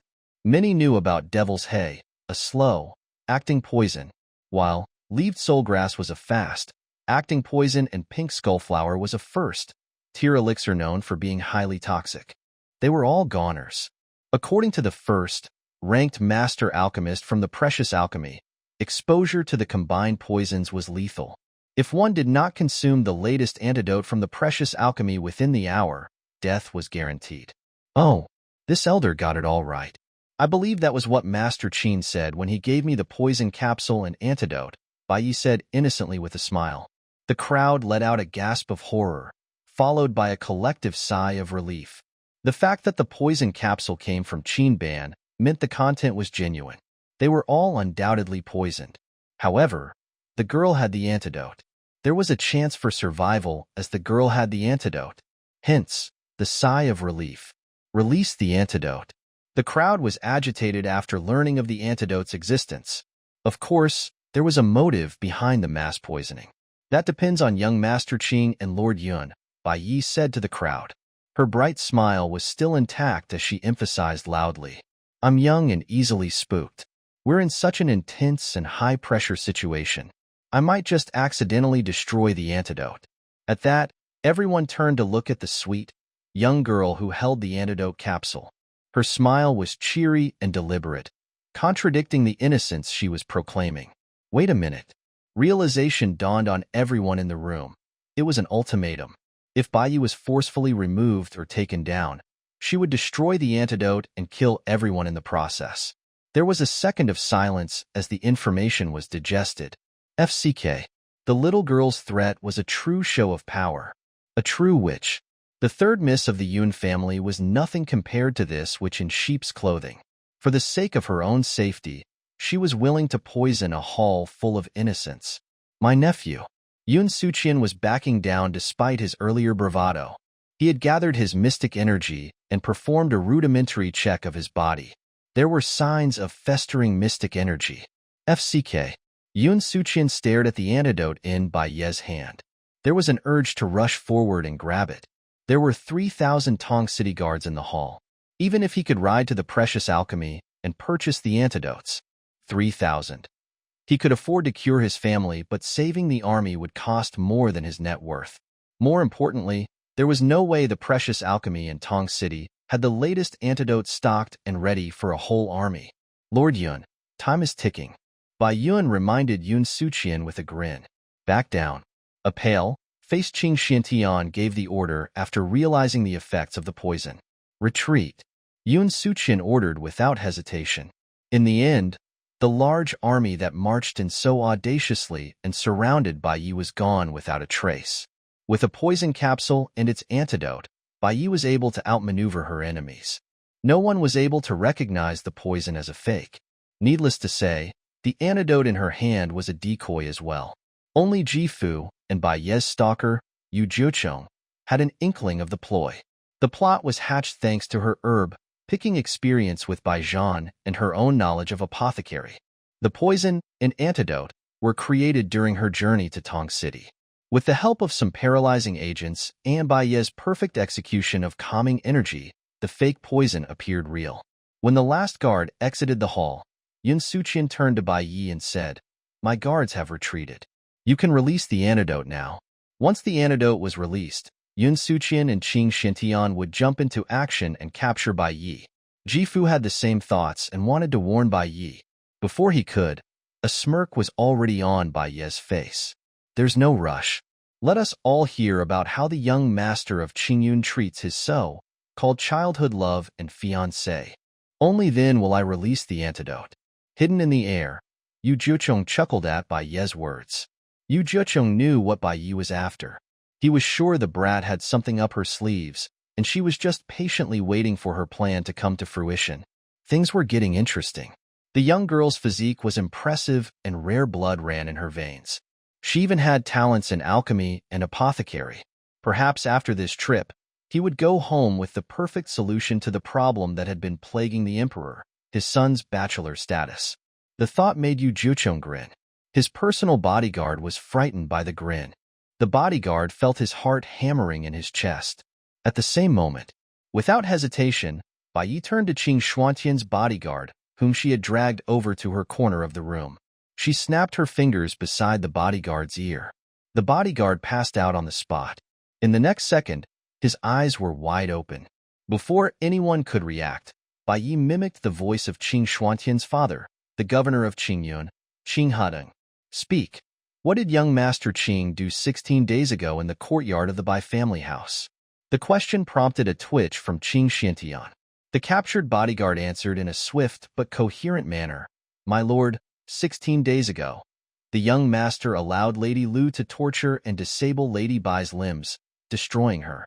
In a flash, Ching Xuantian's arm shot out toward the bodyguard who believed he was reporting to his lord. Crack! A loud sound echoed as Ching Xiantian made contact with the bodyguard. The bodyguard crashed into the tables and chairs reserved for the honorary guests. A trail of blood followed the bodyguard, and he was ultimately buried under the rubble of debris.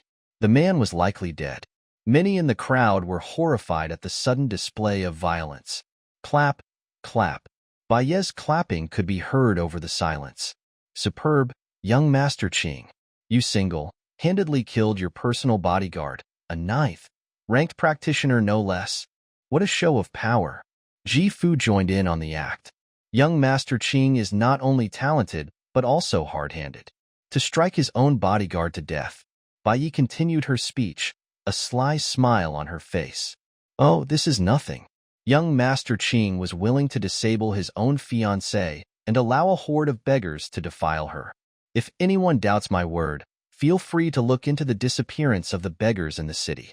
Yun Mingming, who had been silent since her dramatic tumble to the floor, spoke up in defiance. You're bullshitting." Although Yun Mingming was not the brightest, she could tell Bai Ye's words were turning the crowd. Yun Mingming wanted the little scum to be locked up in the Qingyun estate. She wanted the girl away from Brother Mu. Bai Yi only chuckled in response. "Oh, I'm bullshitting?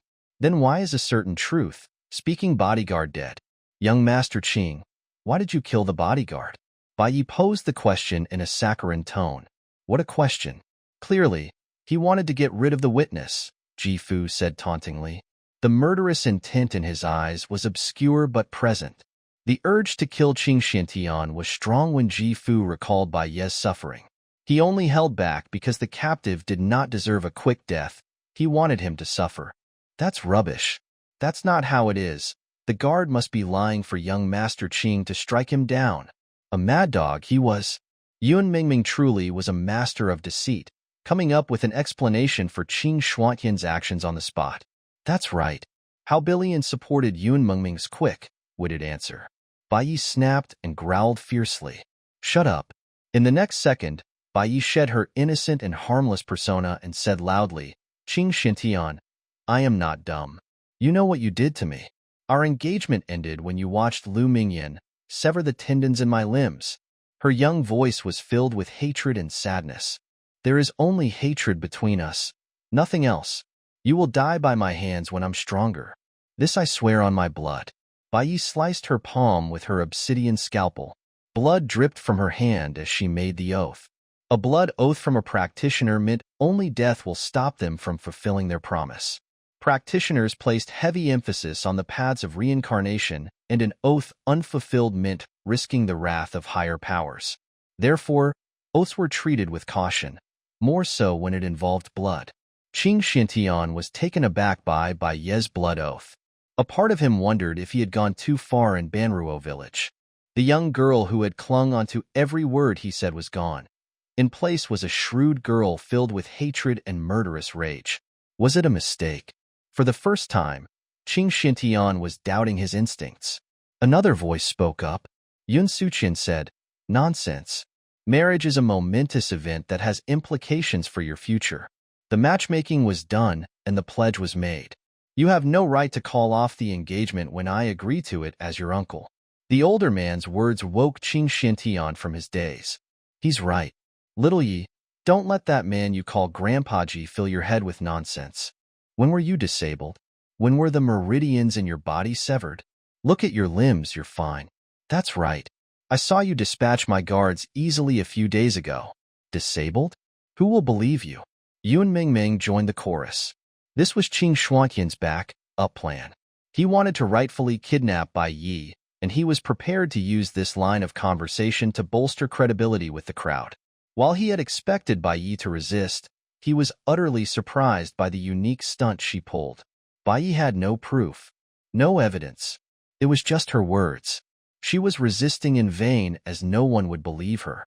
Ching Xintian was sure he still had the upper hand. What are you jokesters saying? Just because Little Yi recovered, you want to spout your lies? Little Yi is just. Ji Fu's words trailed off mid-sentence when he realized the puzzle pieces did not fit. It was common knowledge that once a meridian was severed, there was no way to restore it. If the Empire's strongest warrior, Qin Ban, had his meridian severed, even the Empire's first-ranked master alchemist would not be able to save him. Go on. Noting that Ji Fu was tongue-tied, Ching Xintian urged him on. Ji Fu realized he had fallen into Ching Shuantian's trap. How was Bai Yi channeling her power? Ji Fu did not deign to explain. If others knew about Bai Ye's rare inheritance, there would be stronger forces coming after her. Bai Yi would not be allowed to grow her powers. Instead, she would be hunted down and kept on a leash like a prized possession. You're shameless. Ji Fu felt like puking blood. Ching Xintian continued saying, Little Yi was an 8th-ranked practitioner the last I saw her, but clearly she has now surpassed that. Elder Ji, don't be coy. Bai Yi is in no way disabled. The words pricked at Ji Fu.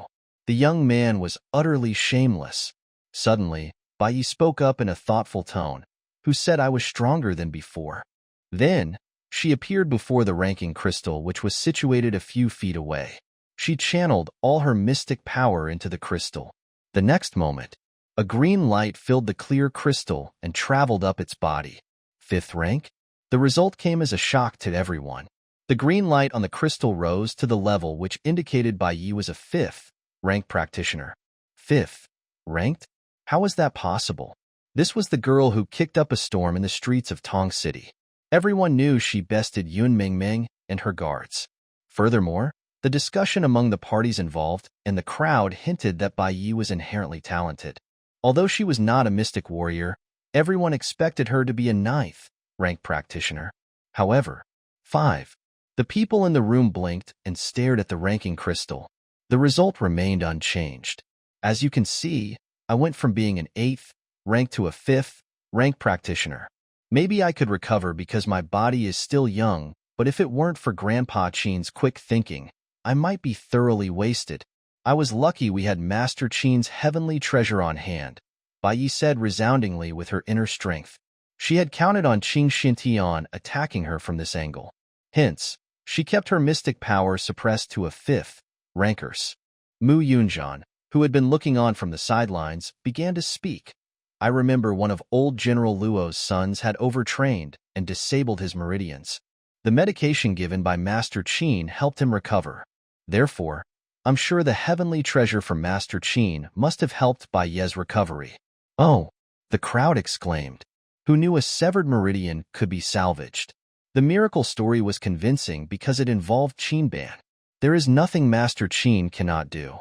Was Master Qin also an alchemist? The crowd was excited. Qing Xintian grimaced. His face was stinging from the metaphorical slap from Bai Yi. He watched as his trump card was effortlessly torn to shreds. At that point, the bodyguard who had to endure his master's abuse was satisfied with the outcome. Although his master's taste in the fairer love deviated from the norm, the girl he was interested in was smart. The girl's maneuver in the village could be chalked up as luck, but her situational adaptability was clearly showcased in the confrontation. The bodyguard watched in disbelief as she played the room like a fiddle. Such a smart girl. Master, the abnormal skills she demonstrated in the marketplace, do you think she did that just to bait the shameless man? Curiosity nagged at the bodyguard, and he directed the question to his intelligent master. Yu Zhechong was in a good mood. He gave a monosyllable confirmation. With his theory confirmed, the bodyguard's eyes narrowed. That explains why she was calm even when thousands of Tong city guards were rushing in.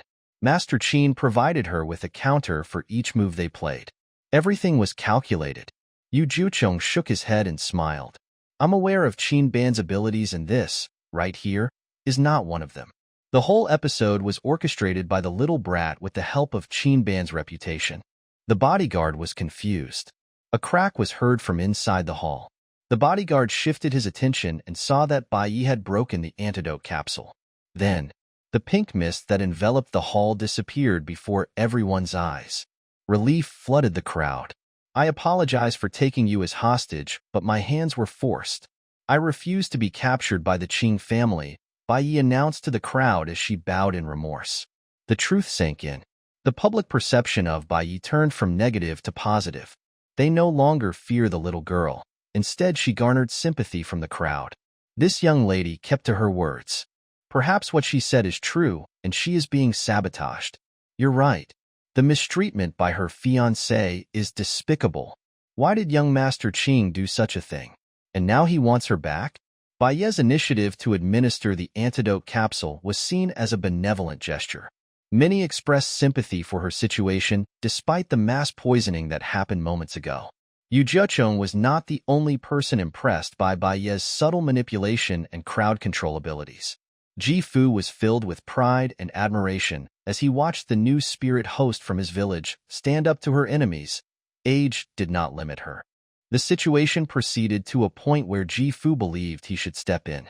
Before he could, Bai Yi turned to an Ashen, looking Qing Xintian, and said, "You already know how I recovered from the attack. Our engagement is officially over.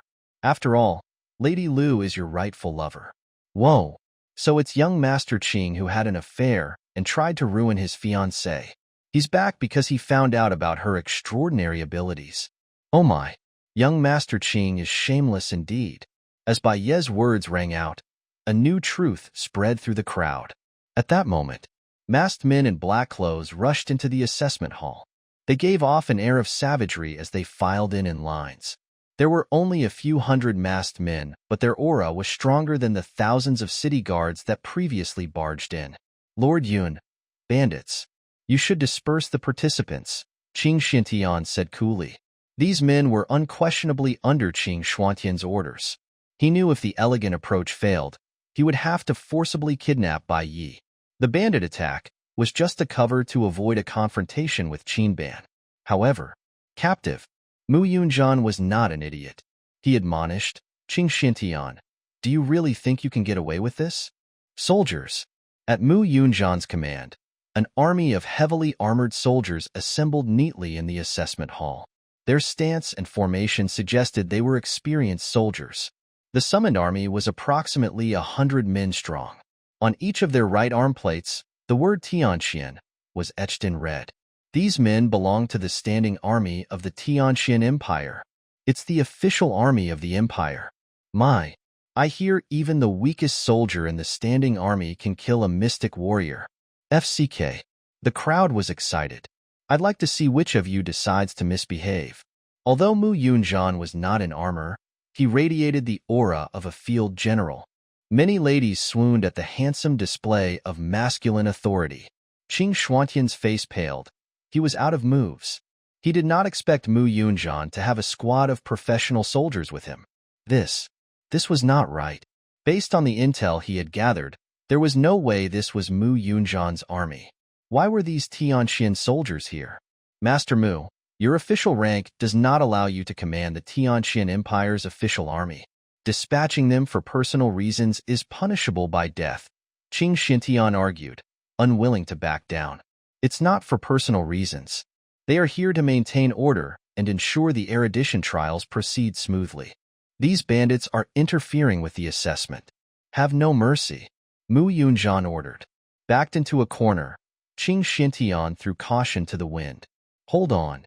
They are not bandits. They are soldiers from the Qingyun estate. I'm taking my fiancée back with me, and none of you can stop me. He would have Bai Yi. If she entered the erudition trials, he would have trouble getting to her. The look on Bai Ye's face when she made the blood oath frightened Ching Xintian. He wanted to take her home and erase those bad memories. He was aware of the power residing in Bai Ye's body. The scripture of Bai would make her a formidable force. The scripture of Bai allowed its inheritor to unlock the unique abilities of the Bai family. Bai Zhan was known to be able to tame any beast. If he failed to subjugate Bai Yi, the Qing family might. Take her away. Ching Xintian knew there was no turning back. He was willing to risk facing Qinban as long as he got Bai Yi. How dare you? Mu Yunjan shouted in anger. He did not foresee Ching Xuantian's descent into madness. The man just revealed the bandits were under his command. Did he not care about the Qing family's reputation? Master Mu, I am only here for my fiancée, not to disrupt the assessment. You have no right to pit the Tianqian army against my soldiers. Order them away, Ching Xintian said resolutely. Ching Xintian was fighting for the Qing family, for his future. He was acutely aware of Bai Ye's important role. When she matured, she would be a powerful piece that could help the Qing family rise up to match the four noble families within the century. Ching Xuantian's unhelpful conspirator, Yun Suqian, hurriedly came to support him. Young Master Ching is right, Master Mu. This is a private matter between two families. A few young men from the crowd hollered angrily, Are you deaf? Lady Bai already said the engagement is off. She's no longer your fiancée. Yeah. What's wrong with you? The lady has suffered enough under your hands, and you want to take her back with you? Do you plan to kill her? What a scumbag. To think that I once thought of young Master Ching as my idol. Ugh. I want to puke. The disapproving chatter spread through the crowd. Ching Xintian had never done anything this humiliating in public, but he was willing to sacrifice his reputation for Bai Ye's capture. What are you waiting for? Take her. Ching Xintian ordered again. The stunned soldiers snapped out of their confusion and went after Bai Yi. Jifu glanced at Mu Yunjan. He was thinking of a backup plan in case the general chose to not step in. Mu Yunjan did not disappoint. He gave the order. Kill. The Tianqian army moved in unison as the soldiers drew their weapons. The first blow was delivered synchronously. A single strike took out approximately 100 Qingyun soldiers. The standing army was not to be fooled with. Ching Xuantian's expression darkened. Mu Yunjan, you are abusing your power. Mu Yunjan was an army man through and through. Once his mind was made up, there was little that could sway him. Kill. Master Mu, you are throwing away your bright future. My nephew has said he will not interfere with the assessment. He just wants his fiancée. This is a personal matter. Yun Suqian said agitatedly. He knew only bad things awaited him if Ching Xintian failed. Kill. Mu Yunjian did not back down. He believed his attack was justified. Ching Xintian had simply crossed the line. After learning that Lady Bai was dear to Qin Ban, Mu Yunjian decided there was no way he would abandon her. He was loyal to Master Qin. Previously, he stayed his hand because Ching Xintian had the moral high ground. Mu Yunjian did not want to bring trouble to Master Qin by resorting to violence. However, this attack against Ching Xintian would only tarnish Mu Yunjian's own reputation, something he did not mind. Suddenly, Bai Yi shouted from the sidelines, "Wait!" She pulled out a jade badge and lifted it for everyone to see.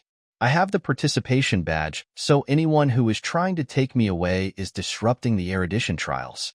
At Bai Ye's words, the crowd turned to look at Bai Yi, or more specifically, at the jade badge in Bai Ye's hand.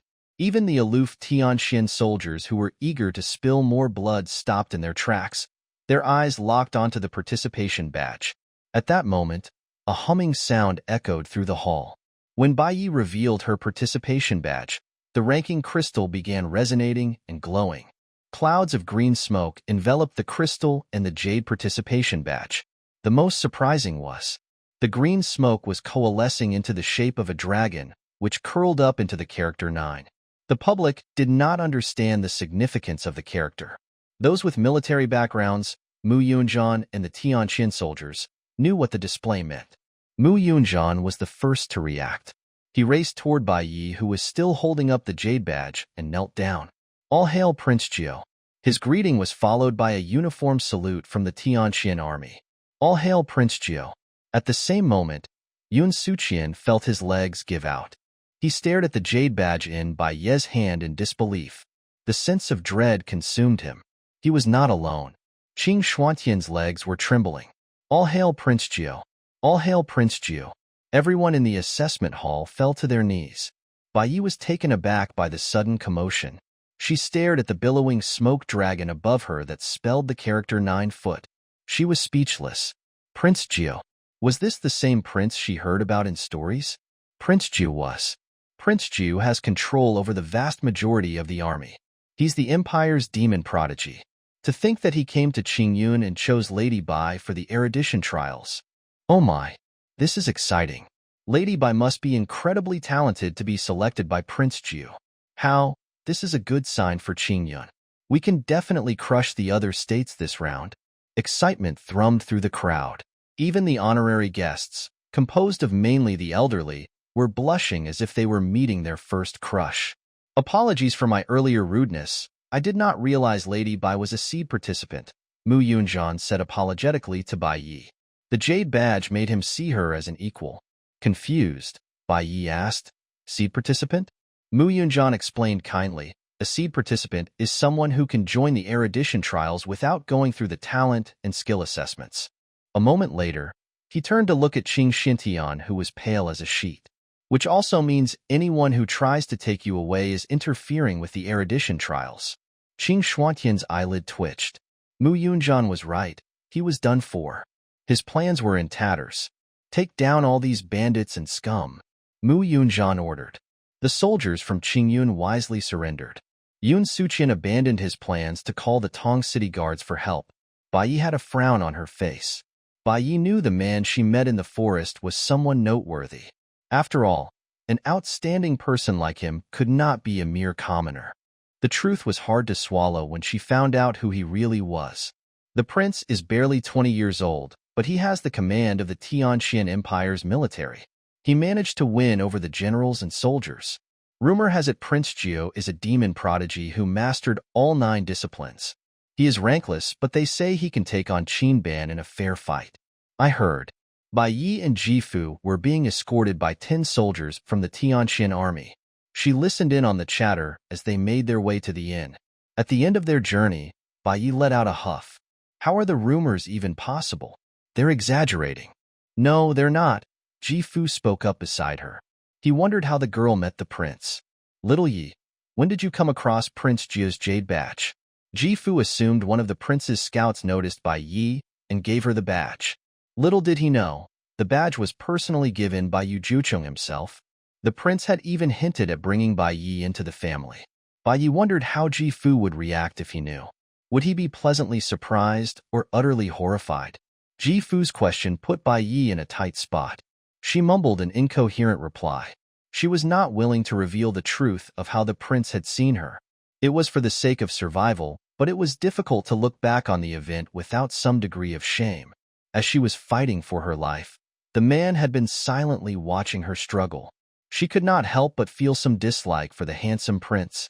She felt like metaphorically kicking the hornet's nest. The opportunity soon came.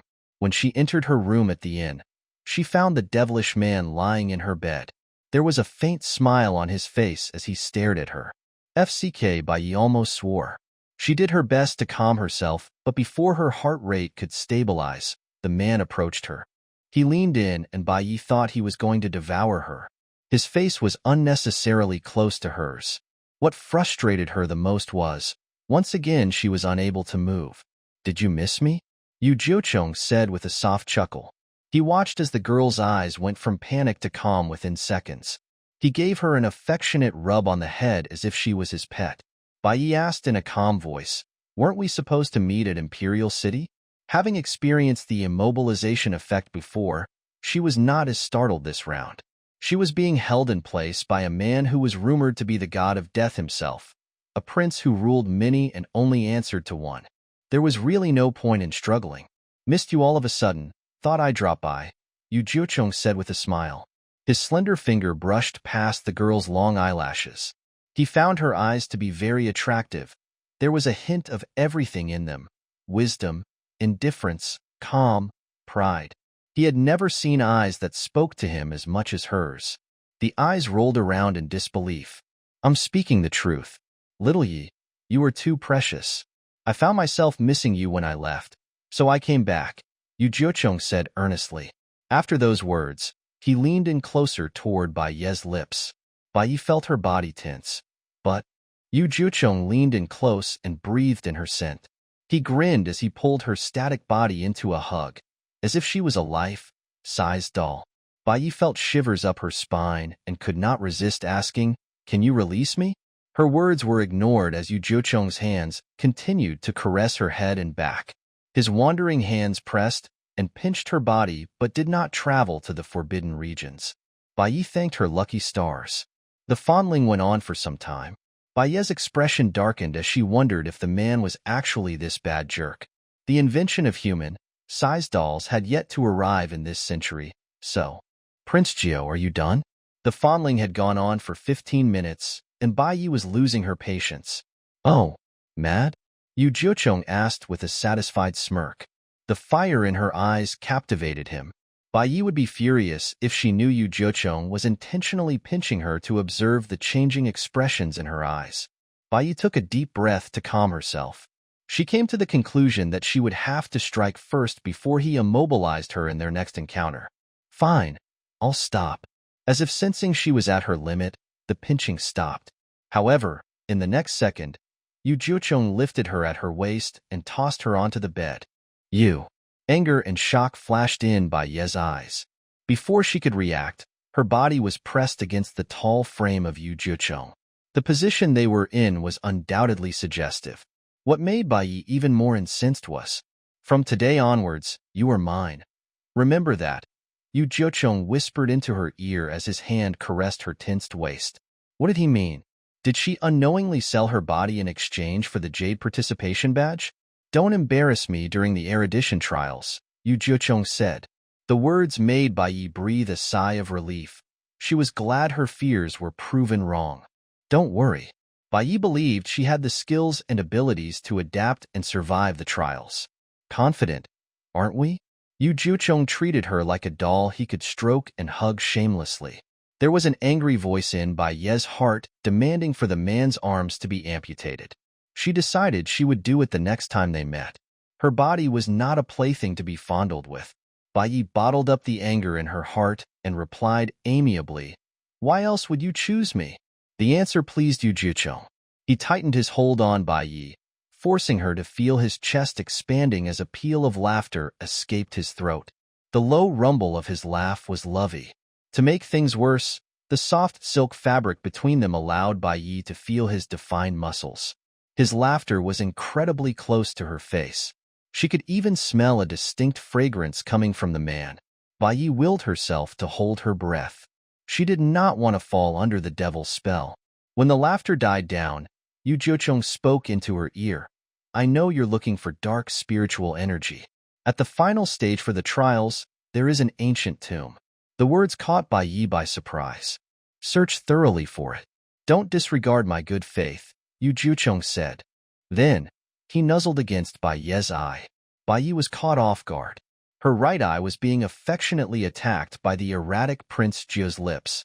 She resigned to her fate as her body was still immobile. For the dark spiritual energy, she would tolerate the man.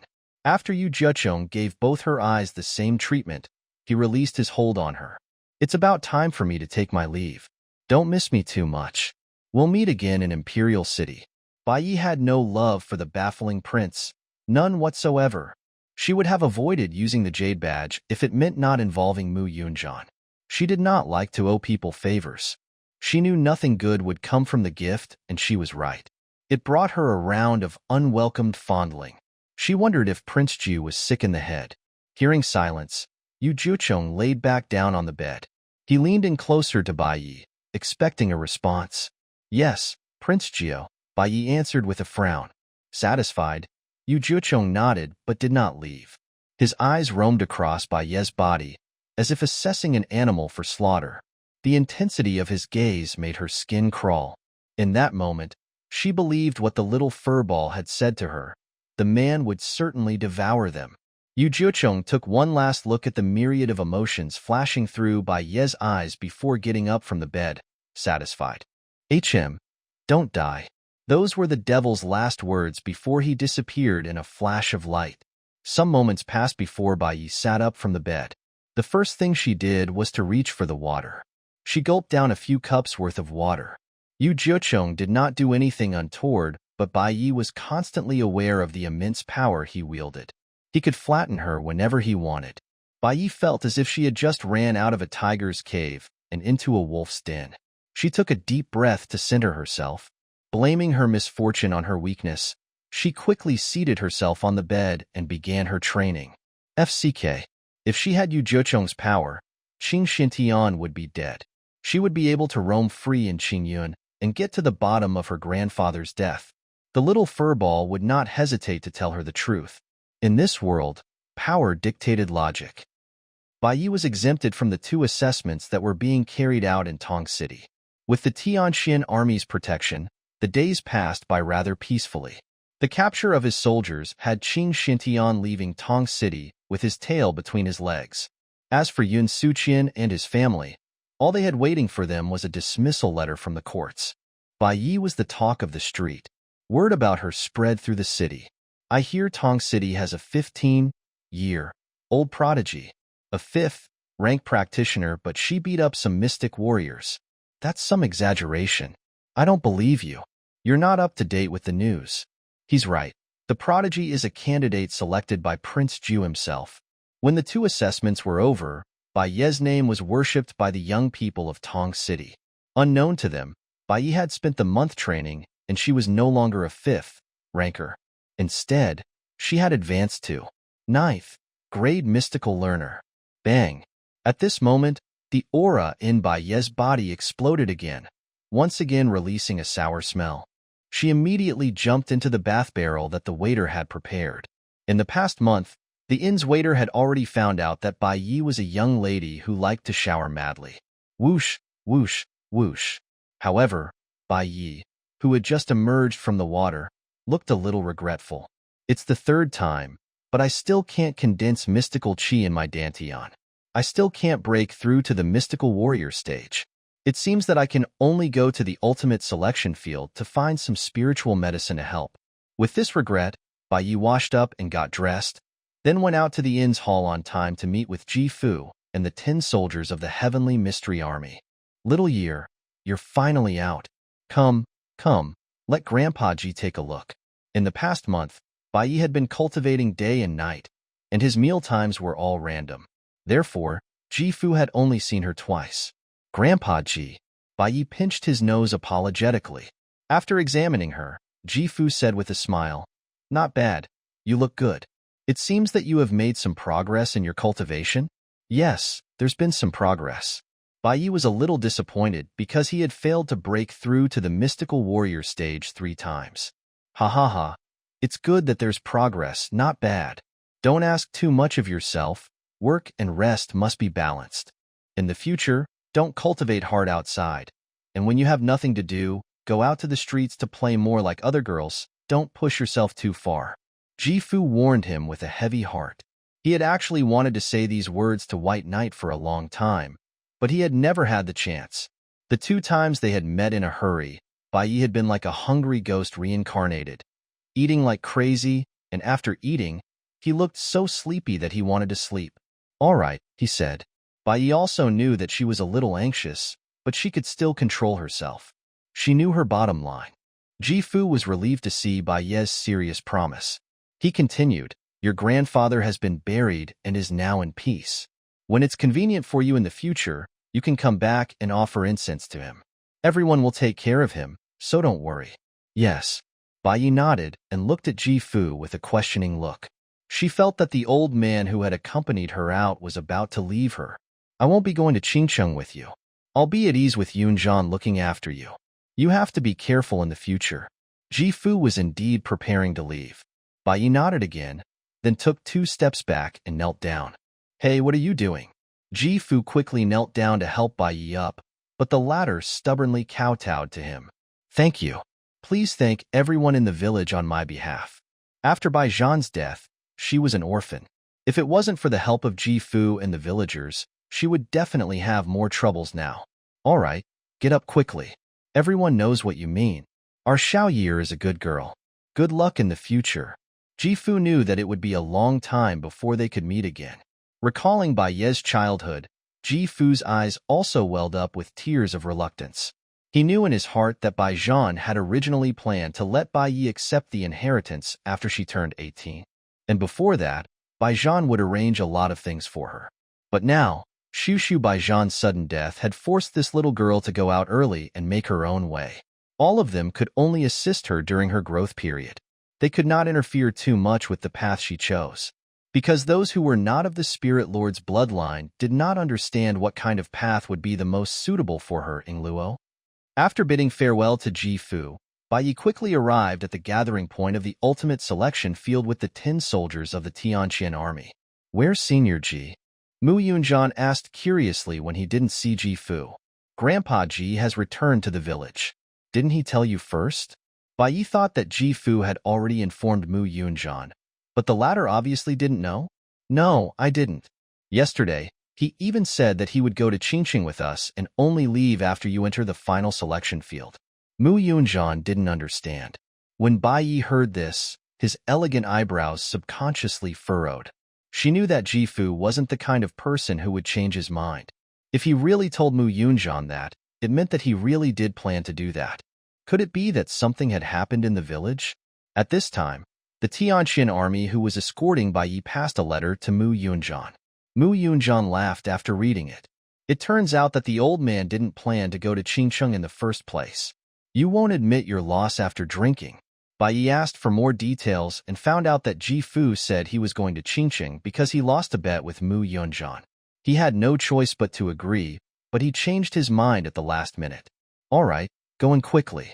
The Flying Eagle Beast carriage to Green City is almost here. It'll be able to take you to Green City soon. Mu Yunzhan urged. Only then did White Knight enter the genius's gathering point, but he still felt a little worried. Quickly look. It's White Knight. Where? However, the moment Bai Yi entered the venue, he immediately caused a large group of Tong City youths to scream and cheer. She was like a national goddess, being chased by everyone's eyes. Miss Bai, for this final selection, you shall be the leader of our Tong City. At this time, a young man who was about 23 or 24 years old walked up and shyly asked Bai Yi, Not bad, not bad. Miss Bai, please be our leader and lead us to Tong City. There were about 800 people at the scene, and everyone shouted in agreement. However, Bai Yi himself was confused. Isn't the selection tournament based on individual achievements? We can even form a group? And in such a big group? Of course. This was because the final selection was usually to capture spiritual herbs and collect jingsher. There's strength in numbers, so we can divide the work. This shy young man seemed to have been chosen by the other young men to speak on behalf of him, and everyone echoed his words. Bai Yi was silent. She was used to being alone and did not like to bring such a group to work, so she was prepared to reject. Miss Bai, just agree to our request. When the time comes, you'll get half of our Tong Alliance's earnings, and we'll split the rest. The shy youth said with all his capital. Half for me? White Knight was slightly surprised, but he had to admit that this was a temptation. After all, if these 800 people were all obedient, then with her ability, she could definitely bring them to get a lot of spirit herbs and jingsher. This way, while she could get a good ranking and not embarrass Yu Jucheng, she could also spare a lot of time and energy to find and absorb in spiritual energy. Right. Whoever is not willing can immediately leave the Tong Alliance.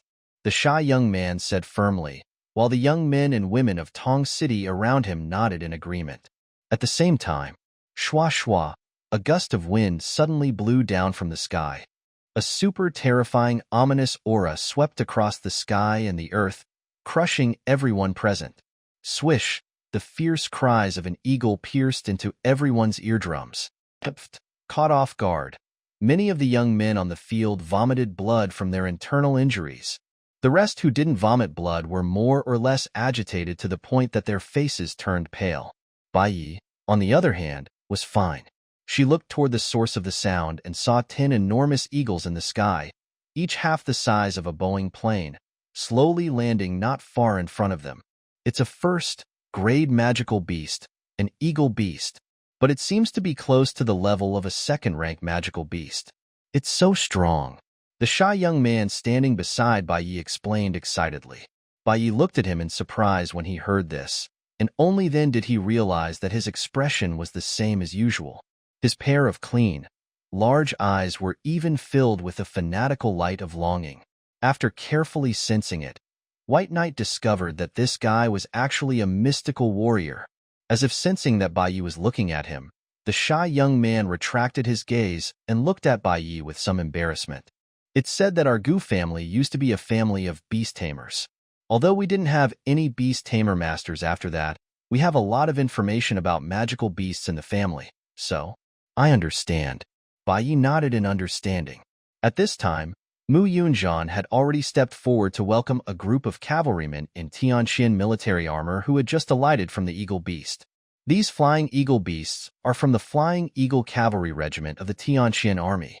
They are usually used for reconnaissance and relief during sudden disasters. Apart from that, only the youths participating in the final selection of the dynasty will have the chance to ride on it. The shy young man was obviously knowledgeable. Although Bai Yi had her original memories, she was a village girl, so she did not know much about the world outside the Prajna village. Therefore, she could be said to be a country bumpkin who knew nothing. After some conversation, Bai Yi found out that the young man's name was Gu Changhe. He was a direct descendant of the Gu family, one of the 3 major families in Tong City. He had an extraordinary status in the Gu family and was a talent who was being trained to be the next head of the Gu family. Gu Changhe also worked hard. At the age of 24, he was already a first-grade mystical warrior. If not for the sudden emergence of White Knight, he would definitely be the leader of the Tong Alliance this time. Why did you think of electing me? Bai Yi found it very strange, because she finally understood why everyone was willing to share half of the results with her. It was because this was the habit and advantage of leading soldiers. These were originally Gu Changhe's. He had only given his portion to Bai Yi. After that, he would split it equally with everyone, so he wouldn't take much of the others' benefits, which was why the general public didn't have any objections. I know myself. I'm fine usually, but I panic easily when I encounter an emergency. But you also know that there will be many unexpected situations when we go to the ultimate selection field. I can't deal with them at all. Unlike you, you're very powerful. After Gu Changhe said this, he looked at Bai Yi with eyes that were filled with stars. Gu Changhe had seen Bai Yi's performance in the inner area of the examiners that day. On the other hand, the 15-year-old White Knight was actually able to counterattack time and time again when he was in such a desperate situation. In the end, He had even driven the Azure Cloud Mansion's eldest young master to madness. Bai Yi smiled and shook her head. She knew what Gu Changhe was referring to, but she had to rely on the qualification card to participate in the competition in the end to completely escape from Qingxian Heaven. Who is White Knight? At this moment, a fierce-looking eagle rider with a centipede scar on the left side of his face stepped forward and asked. All the young men were stunned. They all subconsciously looked at White Knight. The Scarface Flying Eagle Knight's gaze was as sharp as a sword as he looked at Bai Yi. It's you? It's me. Bai Yi nodded with a calm expression and asked, I wonder if you have a kasaya? Swish. However, before White Knight could finish his sentence, she felt an extremely overbearing pressure coming from the eagle rider's body and crushing towards her. Luo Bao, are you crazy? Mu Yunjian saw this and immediately wanted to help Bai Yi. But, boom. The seemingly thin and weak Bai Yi's entire body exploded at this moment, emitting a towering and unyielding aura. Not only that, woo-woo under everyone's disbelieving gazes, White Knight's figure even jumped up with a whoosh. Her whole body was like a light green blade light, sweeping towards Luo Bao who had attacked her. See. Luo Bao's pupils shrank. He obviously did not expect that as far as he knew, a little girl who was only a fifth-grade mystical learner would actually dare to take the initiative to attack him. Ignorant. Luo Bao laughed sarcastically and was prepared to crush the ant.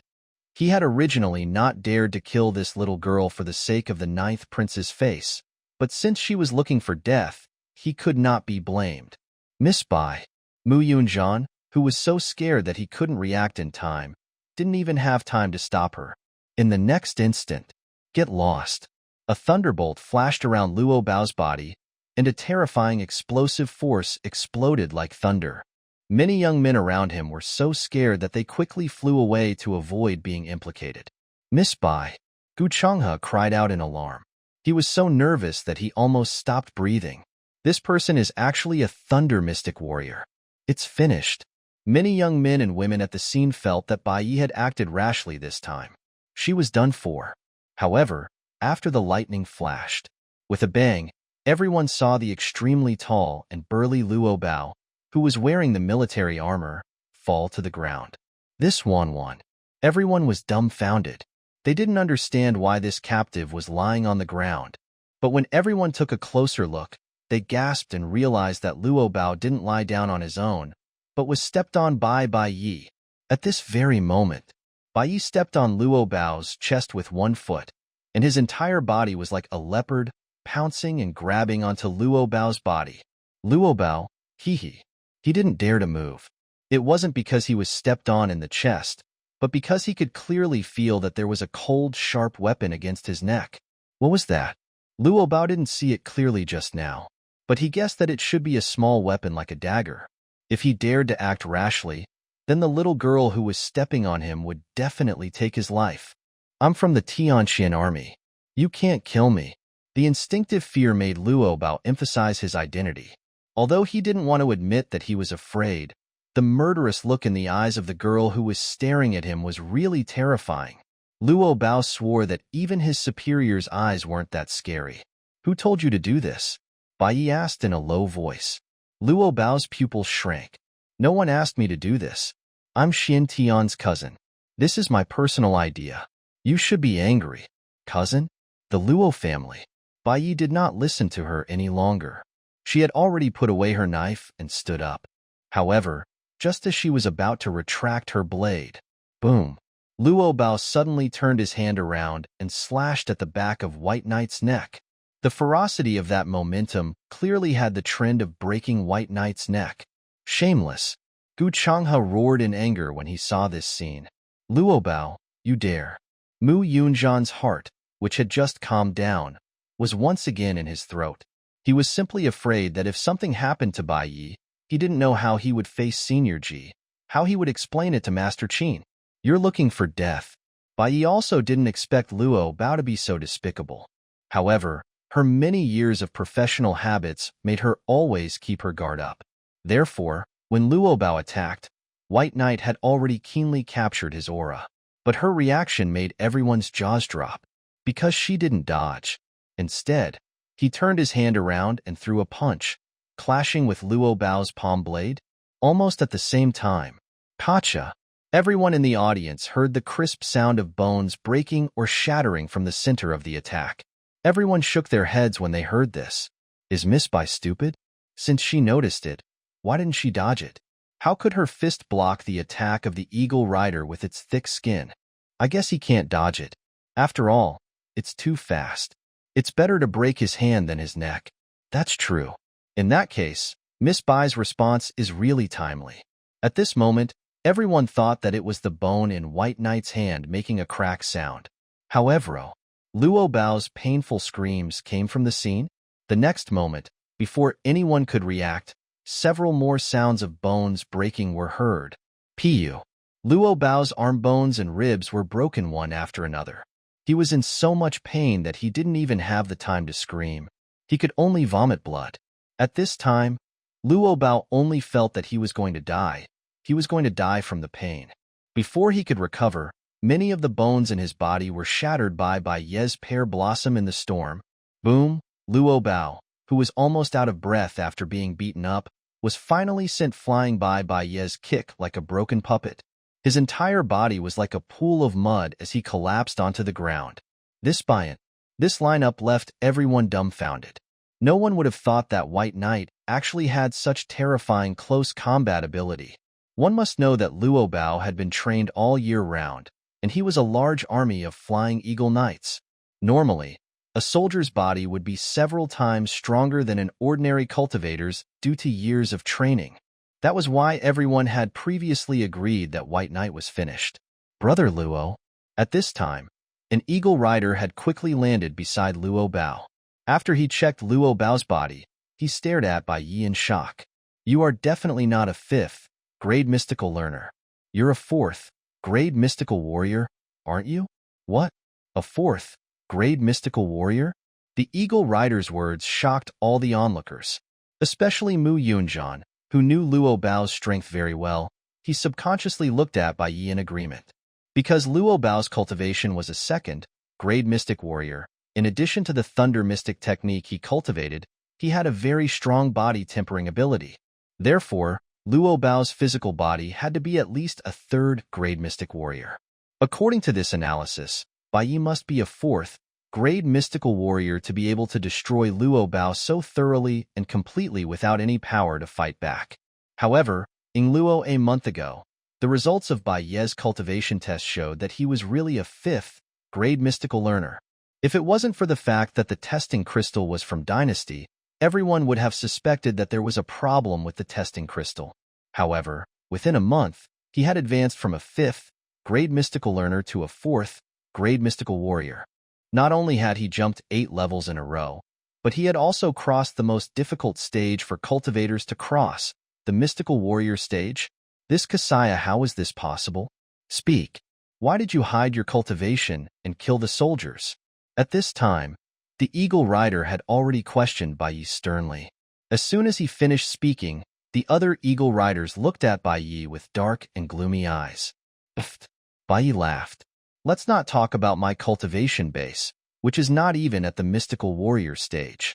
It's you eagle riders who are too weak and can't take a beating.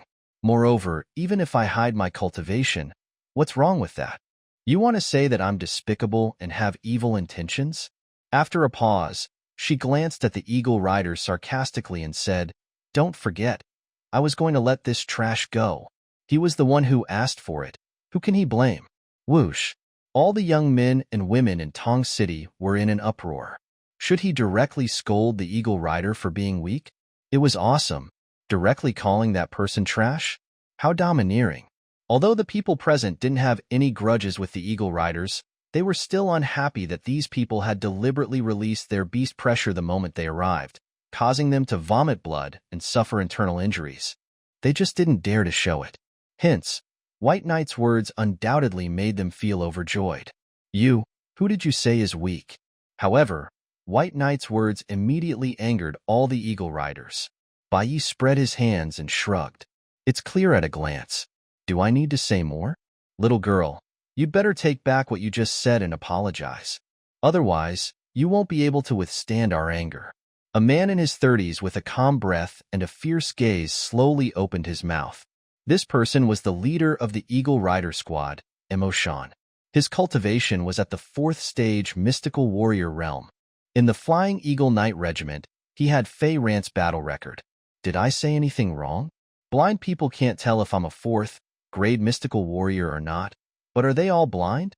I still haven't condensed my profound chi. I'm just a 9th level mystical learner, but your men can't even defeat me. If you're not weak, who is? Bai Yi, however, did not show any weakness and provoked him sharply. You. Hearing Bai Ye's words, Emo Shan's dark face turned red. The rest of the Eagle Riders almost choked on their own breath after hearing Bai Ye's words. Especially the one who was called blind, the Flying Eagle Knight He Chung Tian who was supporting Luo Bao. He was so angry that he wanted to vomit blood. However, he knew that Bai Yi was right. When she attacked just now, there was no trace of profound chi at all. Or do you want to have a fight with me to prove that your Eagle Riders are awesome? However, Bai Yi was still looking at Emo Shan Dao provocatively. Emo Shan had never been provoked like this before. He wanted to teach this little girl a lesson on the spot.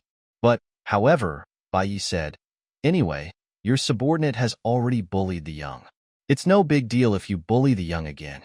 The Eagle Rider can afford to lose face like this. It's fine, right? Zhenzhen, Emo Shan replied. He had already suffered internal injuries. The Flying Eagle Cavalry had already lost enough face today.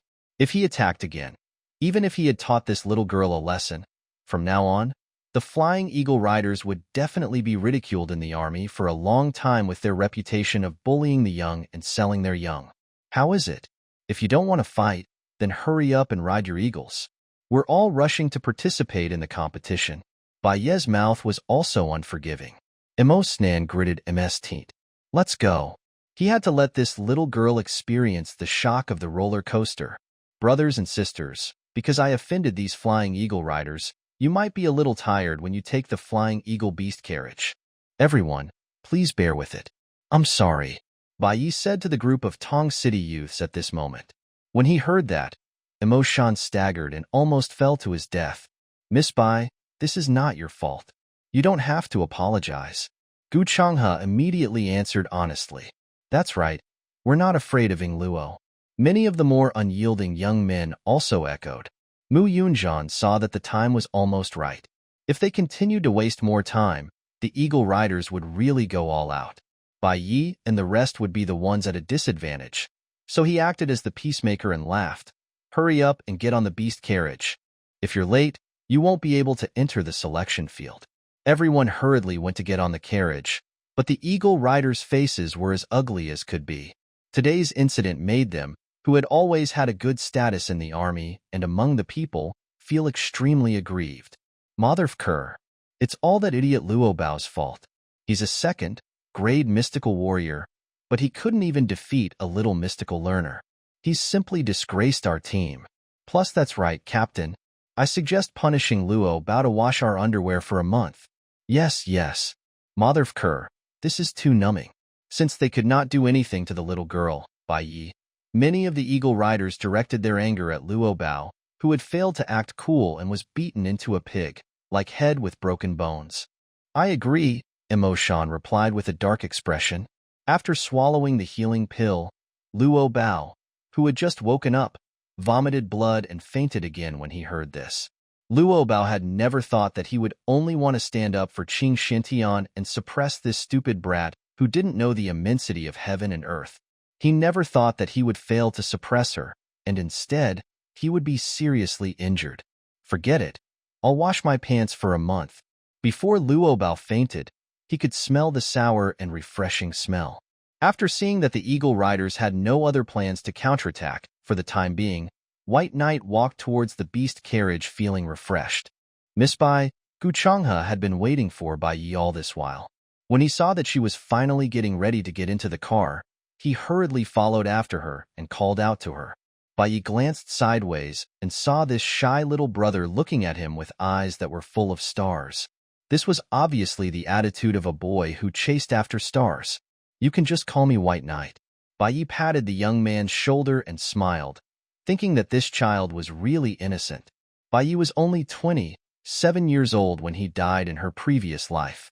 However, Gu Changhe, who had grown up without any emotions, was really just an innocent child in her eyes. How can I accept that? Since you're so powerful, why don't I call you Boss Bai? Gu Changhe immediately retorted. He instinctively felt that Bai Yi should be respected for being so strong and should be called boss. Don't. You're shouting like a hooligan.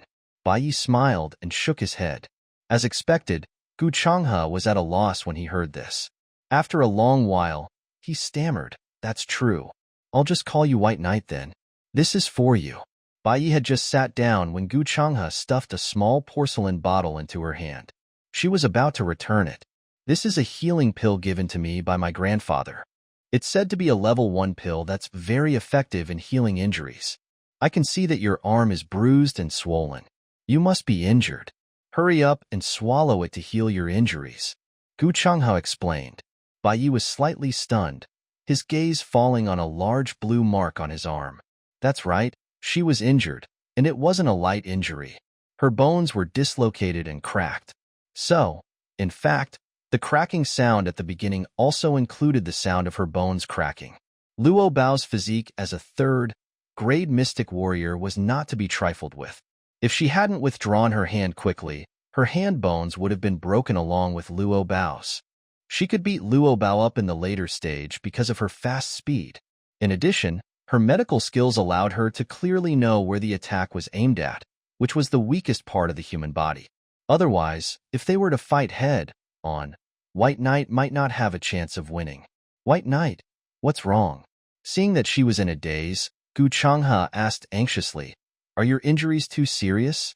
Only then did Bai Yi come back to his senses and shake his head. "I'm fine. It's just a little bone fracture and dislocation. I don't need a level 1 pill to heal my injuries. You can take it back." Bai Yi had always been the one to take on all the injuries and heal himself. This was the first time someone had asked about his injuries, and he had even been given medicine. This made her feel a little strange. "No, I think those eagle riders are still not happy with you. The journey to Qingcheng will take at least 7 to 8 days. What if they try to make things difficult for you while you're still injured?" "I saw it. That Luo Bao guy has already swallowed a few level 1 elixir pills. He will definitely recover soon," Gu Changhe said seriously. And what he saw, Bai Yi naturally saw as well. However, she really did not need the medicinal pill. However, seeing Gu Changhe's stubborn expression, Bai Yi could not say anything. He could only reach out his left hand and hold it in his right hand. Following that, a crack was heard, and the dislocated bone spine was reconnected by Bai Yi. Then, she took out a white cloth and a small wooden board from her bag and tied her arms firmly. After doing all this, Bai Yi showed his arm to Gu Changhe. "I'll be fine in less than 3 days." Gu Changhe's eyes widened. He only reacted after a long while. "Aren't you afraid of pain?" As a cultivator, it was common for him to get injured. This was because Gu Changhe clearly knew that the pain of moving his bones and breaking his bones was no different. But even a man like him didn't have the courage to fix his own bones. "Let's not talk about whether or not I can fix it. Just the pain of breaking my bones again is enough to make me unable to do it. It doesn't hurt that much," Bai Yi said as he leaned lazily against his chair, looking relaxed, as if he really did not feel any pain. However, in Luo, how could it not hurt? Even a man like Luo Bao would scream when his bones were broken. But the White Knight Mayfly Gu Changhe held the porcelain bottle in his hand in a daze. He suddenly recalled Bai Yi's experiences and could not help but quietly wipe his tears. Thinking about it again, he also had a 15-year-old sister at home. When she was only injured during cultivation, she could still cry and look for her mother to act coquettishly. But what about Bai Yi? "You'd better keep it. You'll get hurt in the future." Gu Changhe stubbornly stuffed the pill back into Bai Yi's palm. He then rummaged through his bag and took out many medicine jars for Bai Yi. "My mother prepared a lot for me. I don't need so much. 1 portion is for you." As Gu Changhe spoke, he also introduced the uses of the medicinal powder and potions to Bai Yi. Bai Yi actually did not need to listen. She only needed to smell it to know the effects of these medicines. However, she didn't interrupt Gu Changhe's nagging. His mind was empty and his mind was wandering elsewhere. Then, she noticed some special information. secretly put pressure on the children of the Tong City aristocratic families, and let them recuperate when the time comes. After listening for a while, Bai Yi could tell that this was the voice of Luo Bao's friend. However, the more he spoke, the softer he became. He couldn't tell what he was saying at the end. As expected, you're not convinced. Bai Yi had long expected that they would take revenge, so she was not surprised to hear this. Even if she could not hear their specific plan, she was not too worried. In any case, she would deal with whatever came her way. White Knight, did you hear me or not? At this moment, Gu Changhe felt that Bai Yi was really a little girl. He was as disobedient as his sister. Of course, this is a Kasaya. Bai Yi picked up 2 porcelain bottles and explained their effects at once, which shocked Gu Changhe so much that he was speechless. Alright, this was the legendary top student. It looked like she didn't listen to the class, but in fact, if she understood everything, she could get full marks in the assessment. In the end, Bai Yi accepted the rest of the elixirs, but he still returned the level 1 elixirs to Gu Changhe. I'm stronger than you, so the chances of me getting seriously injured are definitely smaller than you. What do you think? Gu Changhe was speechless. After that, White Knight used the excuse of recuperating to finally shut Gu Changhe's mouth. Once her ears were clear, Bai Yi quickly calmed down and began to heal her injuries. She also re-evaluated her own combat strength. It seems that the Bai clan's Heart Sutra not only helps to speed up the improvement of cultivation, but it also seems to have a very strong body tempering effect. Because of Furball's silence, Bai Ye's cultivation was all by himself.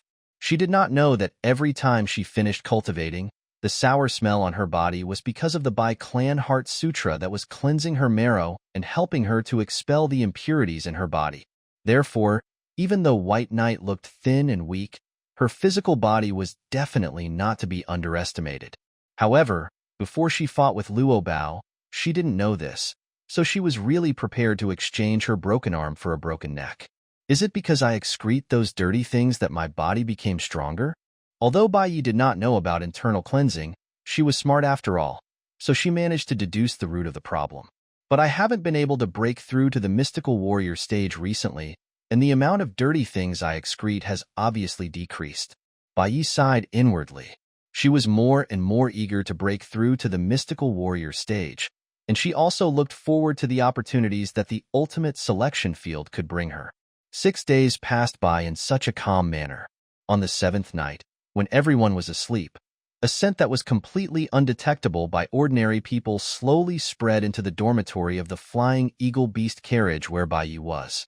See, Bai Ye's clear eyes suddenly opened in the darkness. She could instantly tell that the air was filled with the smell of devil's incense.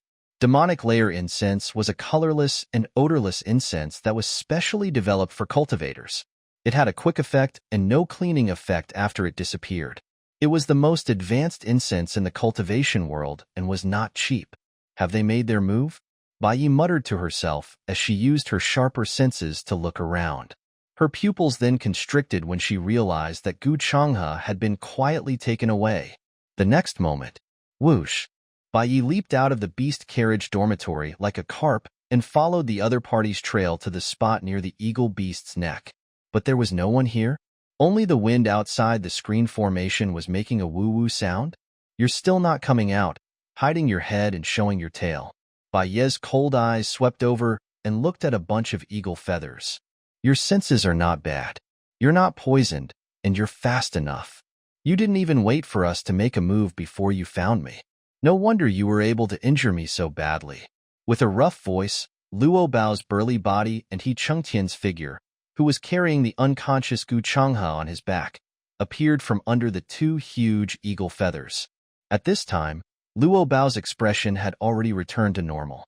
It looked like his injuries were basically healed, but the dark color in his eyes was very thick and even revealed a killing intent. Previously, I was careless and was humiliated by you. Today, he. Luo Bao sneered and said sternly, Bai Yi, right? For the sake of cousin Xintian, I can spare your life, but you must immediately kneel down and admit your mistake, and cut off your own meridians. Otherwise, I'll make you wish you were dead. Luo Bao's eyes turned vertical, and he had a fierce look as if he wanted to eat Bai Yi. Oh, Are you trying to use Gu Changhe to threaten me? So what if I am? It's nothing. You guys have fun. I'm going back to sleep. Bai Yi turned to leave as he spoke, as if he did not care about Gu Changhe at all. Stop right there. Luo Bao shouted angrily. Bai Yi, who had already turned around, moved at this moment. Like a gust of wind, she swept in front of He Chengtian in an instant. Her hand was like an eagle's claw, and she slashed at He Chengtian's throat. He Chengtian's pupils constricted, and he instinctively used Gu Changhe to block, but he fell right into Bai Ye's trap. She immediately retracted her strength and snatched Gu Changhe away. You wretched girl. You're looking for death. Luo Bao didn't expect Bai Yi to be so fierce. He actually dared to take the initiative to attack when facing him and He Chengtian, plus the situation of having a hostage. However, Luo Bao, who had suffered once, wasn't slow at all this time. He instantly pulled out a mountain knife and slashed at White Knight. Up to this point, Luo Bao actually didn't plan on letting Bai Yi off. He, who had been washing his smelly underwear these few days, wanted to tear Bai Yi into pieces.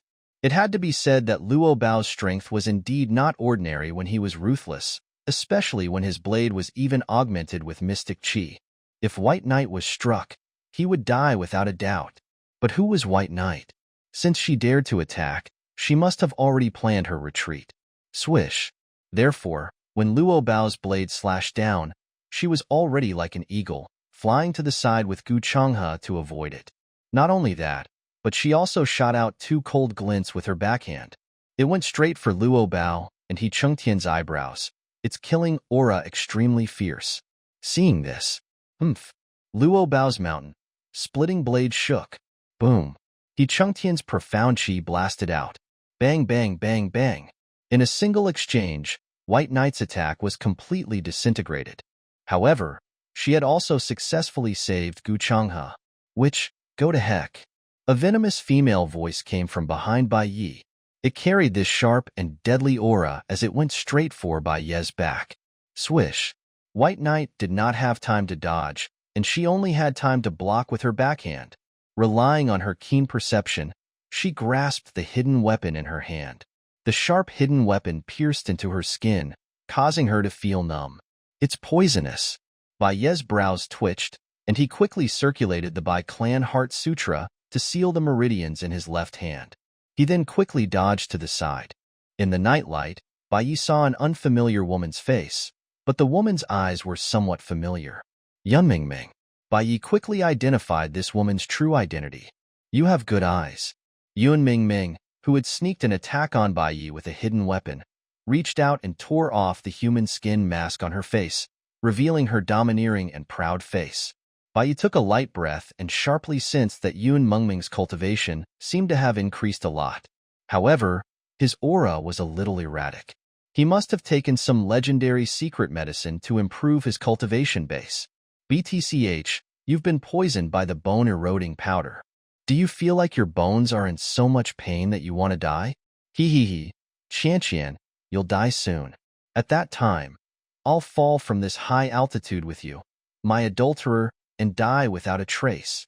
Yun Mingming said with a vicious smile. TSK. So you're still afraid of being investigated by the Ninth Prince? But do you really think you can hide from the Ninth Prince by destroying the corpse and erasing the evidence? Bai Yi chuckled and asked in return. The pain caused by the poison in her left arm did not make her panic. Upon hearing this, Luo Bao, He Chengtian, and Yun Mengming's breathing tightened, and their expressions changed. You don't have to worry about this, you'll die first. Yun Mengming didn't believe that the so-called Ninth Wangya would be able to find any evidence when the corpse was gone. Moreover, she was very clear that Luo Bao and He Chengtian had already made perfect arrangements to ensure that this matter would be covered up perfectly. So, it's fine if you don't want to die. Hand over the body movement profound skill that you're cultivating. He Chengtian's thoughts were obviously more serious. He had carefully deliberated over the process of Bai Ye's victory over Luo Bao these few days. Then, he discovered that White Knight's attacks were actually all based on his fast hands to seize the initiative. Especially when she attacked just now, He Chengtian had personally experienced it himself. It was really fast. So fast. Therefore, He Chengtian boldly guessed that Bai Yi might have a very extraordinary mystic skill that could be cultivated with movement techniques. Sure. Bai Ye's response instantly made He Chengtian, who was trying to test the waters, subconsciously hold his breath. There really was. Did she really have it? Fortunately, he had asked. Otherwise, he would have disappeared with her. But you have to bring the antidote here, because I will only give it to you. Don't even think about the other two. Bai Yi made a request. UFCK. Luo Bao was about to speak. As you wish, He Chengtian replied readily. As soon as he finished speaking, He Chengtian consoled Luo Bao in a low voice. This girl is already poisoned. It's just a dying struggle. Regardless of whether she has a mystic skill or not, I will grant her death. The plan will not change. When Luo Bao heard this, he didn't speak again. The antidote. He Chengtian reached out to Yun Mingming for the antidote. Yun Mingming was obviously unwilling to give it to him. Big brother she's playing a trick. Why don't you? Cut the its and give me the antidote. I don't need you to tell me what to do. He Chengtian said rudely. Yun Mingming was not part of their plan to begin with, and she was the one who came to their door. Because someone needed to take the blame for the funeral, He Chengtian suggested that Luo Bao should use Yun Mingming. Hearing this, Yun Mingming bit her lip. In the end, under He Chengtian's intense gaze, she handed him the antidote. However, she thought to herself that if they really wanted to let Bai Yi go after He Chengtian was done, she would definitely kill this BTCH. Hand over the mystic skill manual, and I'll give you the antidote. He Chengtian took the antidote and approached Bai Yi as he spoke. At the same time, he was still secretly condensing his profound qi. He clearly had other plans. It had to be said that He Chengtian was a very cautious person. He did not let his guard down even though Bai Yi was poisoned. Compared to Luo Bao, he had obviously improved after suffering a loss. However, he had encountered White Knight, an existence that had even toyed with the world government. So, I have to try first to see if the antidote is effective. Otherwise, if you take the Xin skill and attack me before I swallow the antidote, what should I do? Bai Yi asked doubtfully. Then you take out the secret manual first. I'll watch from the side. He Chengtian wasn't stupid. Bai Yi nodded without any objection and put Gu Changhe down. At the same time, he reached into his pocket and looked like he was taking something seriously. He Chengtian stared at Bai Yi with his pupils slightly congealed. All the mystic qi in his body had already secretly gathered on the fist of his right hand, and then, without waiting for White Knight to make his next move, he directly threw a punch. Boom. He Chengtian did not believe that Bai Yi would hand over the Xin skill so easily. Therefore, he had no intention of giving Bai Yi the antidote. He wanted to get close to Bai Yi and kill her before searching her body. This was to prevent her from using her Xin skill and jumping off the eagle beast carriage. He Chengtian's punch was about to hit Bai Ye's head, but, swish, Bai Ye's hand had already reached into his arms, and it was already a step ahead of He Chengtian's fist. Humph, you're overestimating yourself. He Chengtian scoffed when he saw that Bai Yi actually dared to fight her head-on with his bare fists after he had gathered his strength and launched a full-force attack. Bang! The two fists exploded together, but it gave off the explosive sound of a hard object colliding. However, after the exchange, White Knight clearly took a few steps back. But what about He Chengtian? He Chengtian felt a numbing pain in his fist, and then he realized that there was a huge cut on his fist. Whoosh! At this moment, Bai Yi, who had been forced back by He Chengtian's celestial qi, punched He Chengtian's face with lightning speed. What was even more terrifying was that there was a sharp weapon on the head of her group that was obviously stained with blood. It flashed out from the gap between her index and middle fingers. And just now, He Chengtian's hand had been injured by the White Knight fist, this hidden weapon. He Chengtian, who had fully realized that not only was Bai Yi fast, but his attacks were also very strong, was so frightened that he immediately dodged backward. At the same time, he used his uninjured hand to grab Bai Ye's wrist. Brother Luo, quickly help. While responding, He Chengtian didn't forget to call for help. He felt that his injured hand was very numb and painful. He must have been poisoned. He had been tricked. The poisoned He Chengtian was not in the mood to fight. He only wanted to get out of the situation as soon as possible, but how could Bai Yi let him go?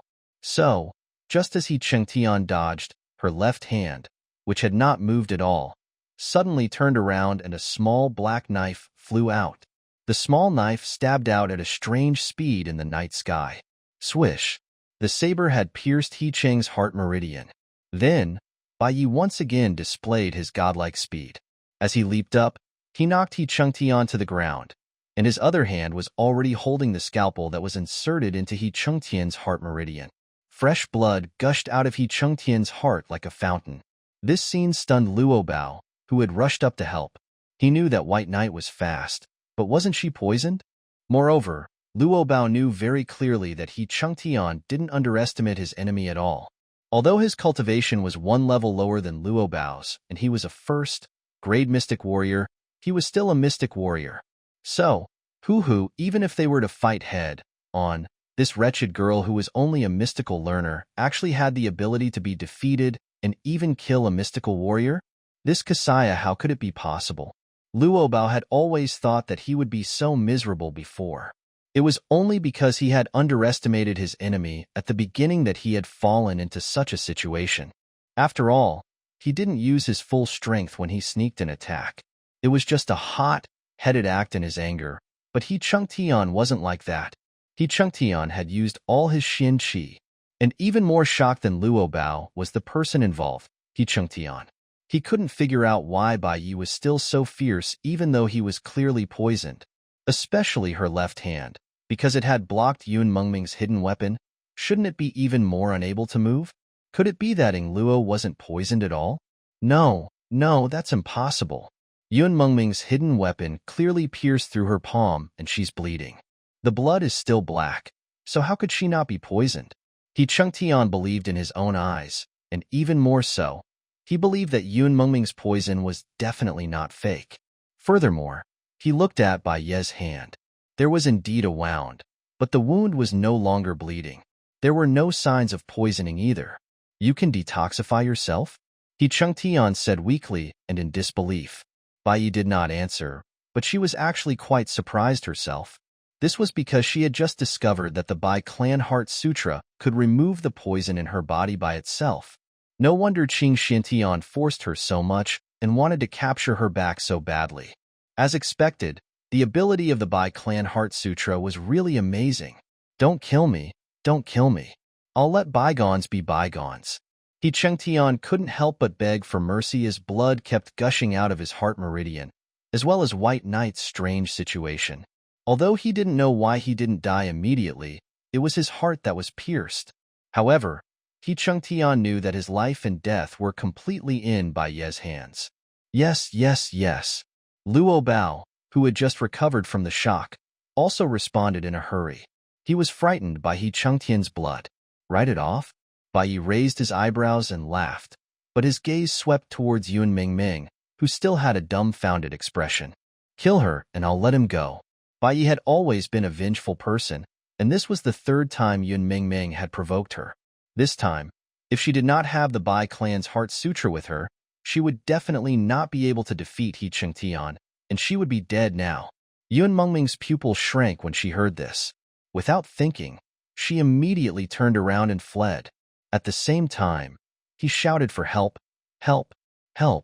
Luo Bao's hands were quick. A machete had already been thrust out horizontally, stabbing Yun Mengming's back. A large amount of blood gushed out from her chest. Seeing this, Bai Yi could not help but sigh in admiration. This Luo Bao was indeed blood, related to Qing Xian Heaven. He was really the same nimble in doing things. Don't be scared. Yun Mengming had never thought that she would end up like this. She was clearly here to kill that little BTCH Bai Yi. Moreover, after taking the Mystic Rising pill, she should have gotten a good ranking in the final selection. Perhaps she could even mix into the circle of the capital's aristocrats. Unfortunately, it was all gone. Yun Mengming was destined to die without an intact corpse. She had been thrown off the eagle beast carriage by Luo Bao. All right, you can quickly release her. After Luo Bao dealt with Yun Mengming, he stared at Bai Yi, afraid that He Cheng Tian couldn't hold on. Hand over the things you took from Yun Mengming, as well as everything else you have. White Knight requested. Don't push your luck.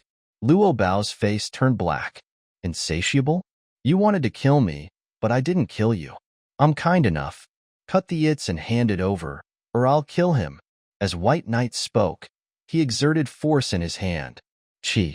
A stream of blood gushed out from He Chengtian's chest like a fountain. Humph. He Chengtian lost too much blood and fainted from the pain. I'll pay. I'll hand. Luo Bao completely admitted defeat. After that, Luo Bao gave Bai Yi an exquisite sleeve dart, which he had obtained from Yun Mingming, as well as some of his own things. Take off your clothes. I'll check. However, Bai Yi, this Zhou Slayer's, was still unwilling to give up. Luo Bao simply wanted to vomit blood. He and He Chengtian had originally planned to use Gu Changhe to torment Bai Yi, but it was the opposite now. He Chengtian was held hostage, and he was so angry that he did whatever Bai Yi said. This was simply a real-life version of trying to steal a chicken but losing the rice instead. In the end, Luo Bao was robbed clean. Otherwise, what could he do? He didn't have the habit of putting the good things he always carried in his pants in advance. Otherwise, he would have kept some of them. Can you let him go now? Luo Bao put on his clothes again. He just couldn't understand. This was clearly a 15-year-old girl, but how could she do things in such a way? She was especially good at robbing. He was just short of plucking all the hair on his body for her. Motherfucker. In the future, he had to keep some good things in his pants to avoid being robbed again. As Luo Bao thought this, he saw Bai Yi also rob He Chengtian. Well, now the two brothers had nothing. However, Luo Bao, who thought that it was over, realized that he was wrong. Still not enough. Bai Yi replied coolly. You. Luo Bao was about to spit fire. At this time, Bai Yi woke up He Chengtian, who was on the verge of death, and said calmly, Swear a blood oath that the two of you will be loyal to me from today on. Otherwise, your martial arts will be destroyed and your entire family will be struck by lightning. Don't even think about it. Luo Bao didn't even think and said angrily, Let him be a captive? In his dreams, he, Luo Bao, was still a young master at home. His family background was good, and his talent wasn't bad either. He would definitely be able to become a general in a few years. Was that why he had to submit and become a captive? Delusional. Even He Chengtian gritted his teeth and said, Just kill me. I will never be a captive. Really? Bai Yi laughed when he heard this, and his smile was especially bright, making He Chengtian's hair stand on end. Then, the sound of ow, He Chengtian let out a shrill cry. He felt as if his heart was being cut open bit by hundreds of knives. It was so painful that he wanted to die. He wanted to die. He wanted to die. Wretched girl, stop. Come at me if you dare. I'm the one who's looking for trouble. Luo Bao had never heard He Chengtian scream so miserably before.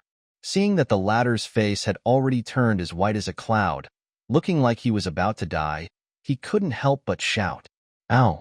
But Bai Yi turned a deaf ear and only continued to torture He Chengtian. Her hand gestures were very good. In fact, she didn't really stab He Chengtian's heart. Instead, she used a tricky method to find the place that would making people feel that she was stabbing his heart. According to her experience in her previous life, the average person's heart could be tortured by her for 10 minutes, but the toughest gang leader she had ever met could only hold on for 5 minutes. Bai Yi was confident that He Chengtian would not be able to withstand it. Oh, after a few minutes, He Chengtian couldn't take it anymore and wanted to open his mouth to agree.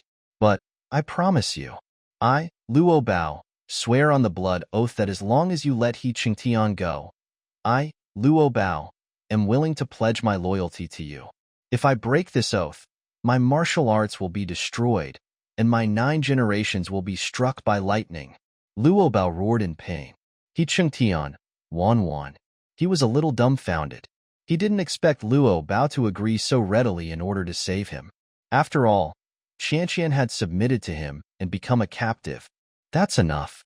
Luo Bao glared at Bai Yi with his eyes wide open.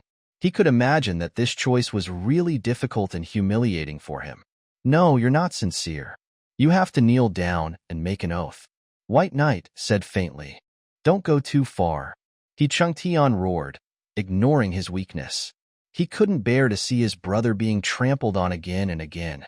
However, ow, Bai Yi made another hand gesture, and He Chung Tian could only scream in pain, unable to say anything. He had finally experienced what it meant to be in so much pain that one would rather die. Unfortunately, he wouldn't die, Ing Luo. As you wish. Luo Bao knelt down. The burly him knelt in front of Bai Yi and repeated his oath. I am Luo Bao Qianqian. And this time, Luo Bao's eyes also shed tears of humiliation. Even though he had been bullied by the veterans when he first joined the Eagle Knights, this was the first time he had been humiliated like this. The name Bai Yi would become his nightmare from now on. She had completely trampled on his dignity. It's your turn. After Bai Yi finished insulting Luo Bao, he looked at He Chung Tian with a faint smile.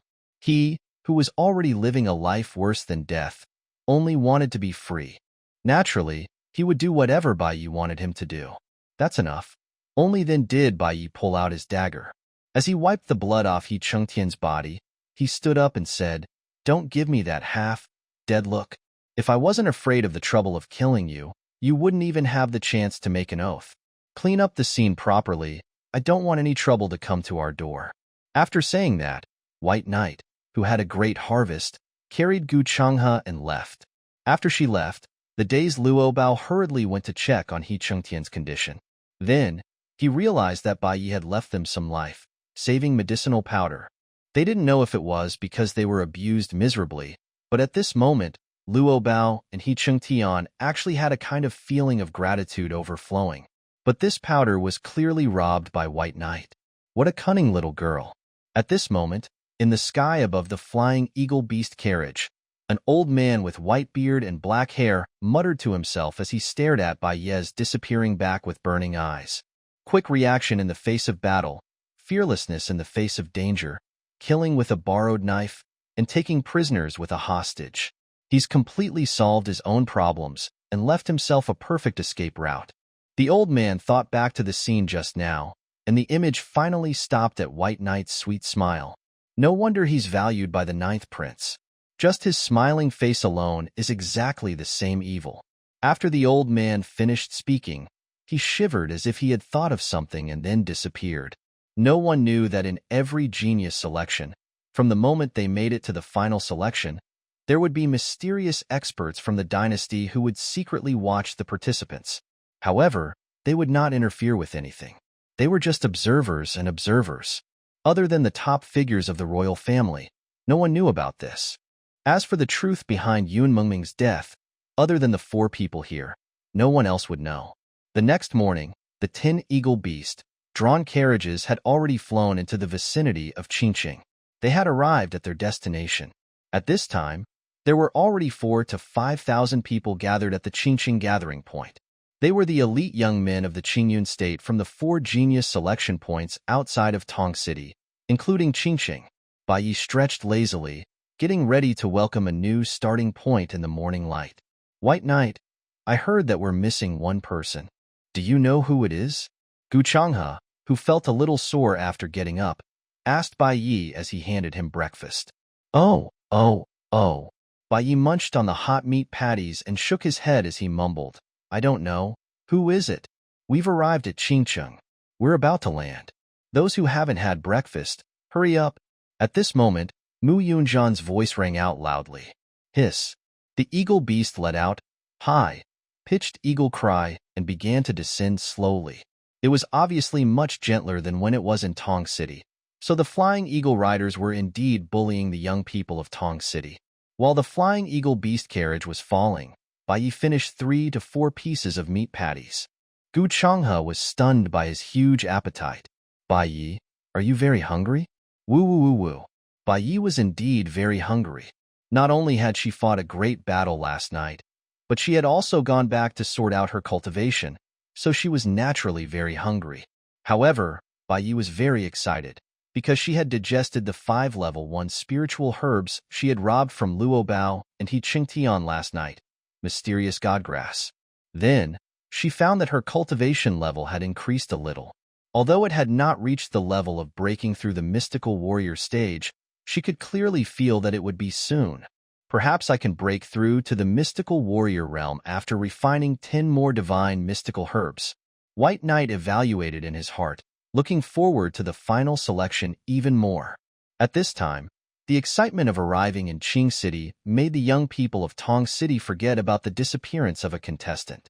And because of the magical effects of the Devil's Ivy, no one realized that they had been unconscious for the entire night. Only Mu Yunjian, the leader, had to be investigated. But with Luo Bao taking care of the aftermath, everything naturally wouldn't have anything to do with Bai Yi. Swish! As the 10 eagle beasts landed on the ground, the cheers of the young people in Tong City rose to an unprecedented high. However, when she got off the beast carriage, Bai Yi vaguely saw that among the 40,000 to 50,000 people below, the figure of the person leading seemed a little familiar to her. When the beast-drawn carriage approached, Bai Yi's pair of beautiful eyes subconsciously narrowed. It was because she had clearly seen who that person was. He was Ching Xiantian. Changhe, I remember that those who have participated in the genius selection before can't participate again, right? Bai Yi could not help but ask Gu Changhe. Yeah, Gu Changhe nodded and replied. What's going on with Ching Xian Heaven? Why is he still here? Bai Yi frowned unhappily. She hated being pestered the most. If this Ching Xian Heaven really wanted to follow her and pester her into the ultimate selection field, she would not mind killing him there. In any case, no one could say for sure what would happen in the selection field. Furthermore, it was impossible for Ching Xiantian to bring along his private army and enter the selection field together. Oh, him? He should be here to welcome the selected young men on behalf of the governor. Don't worry, he won't dare to do anything to you in front of so many people. Furthermore, you are a participant and someone protected by the dynasty. He wouldn't dare to do anything to you. Gu Changhe thought that Bai Yi was afraid of Ching Xian Heaven, so he immediately gave her a detailed explanation and especially comforted her. He was just like a big brother. I see. When Bai Yi heard this, he felt a little regretful.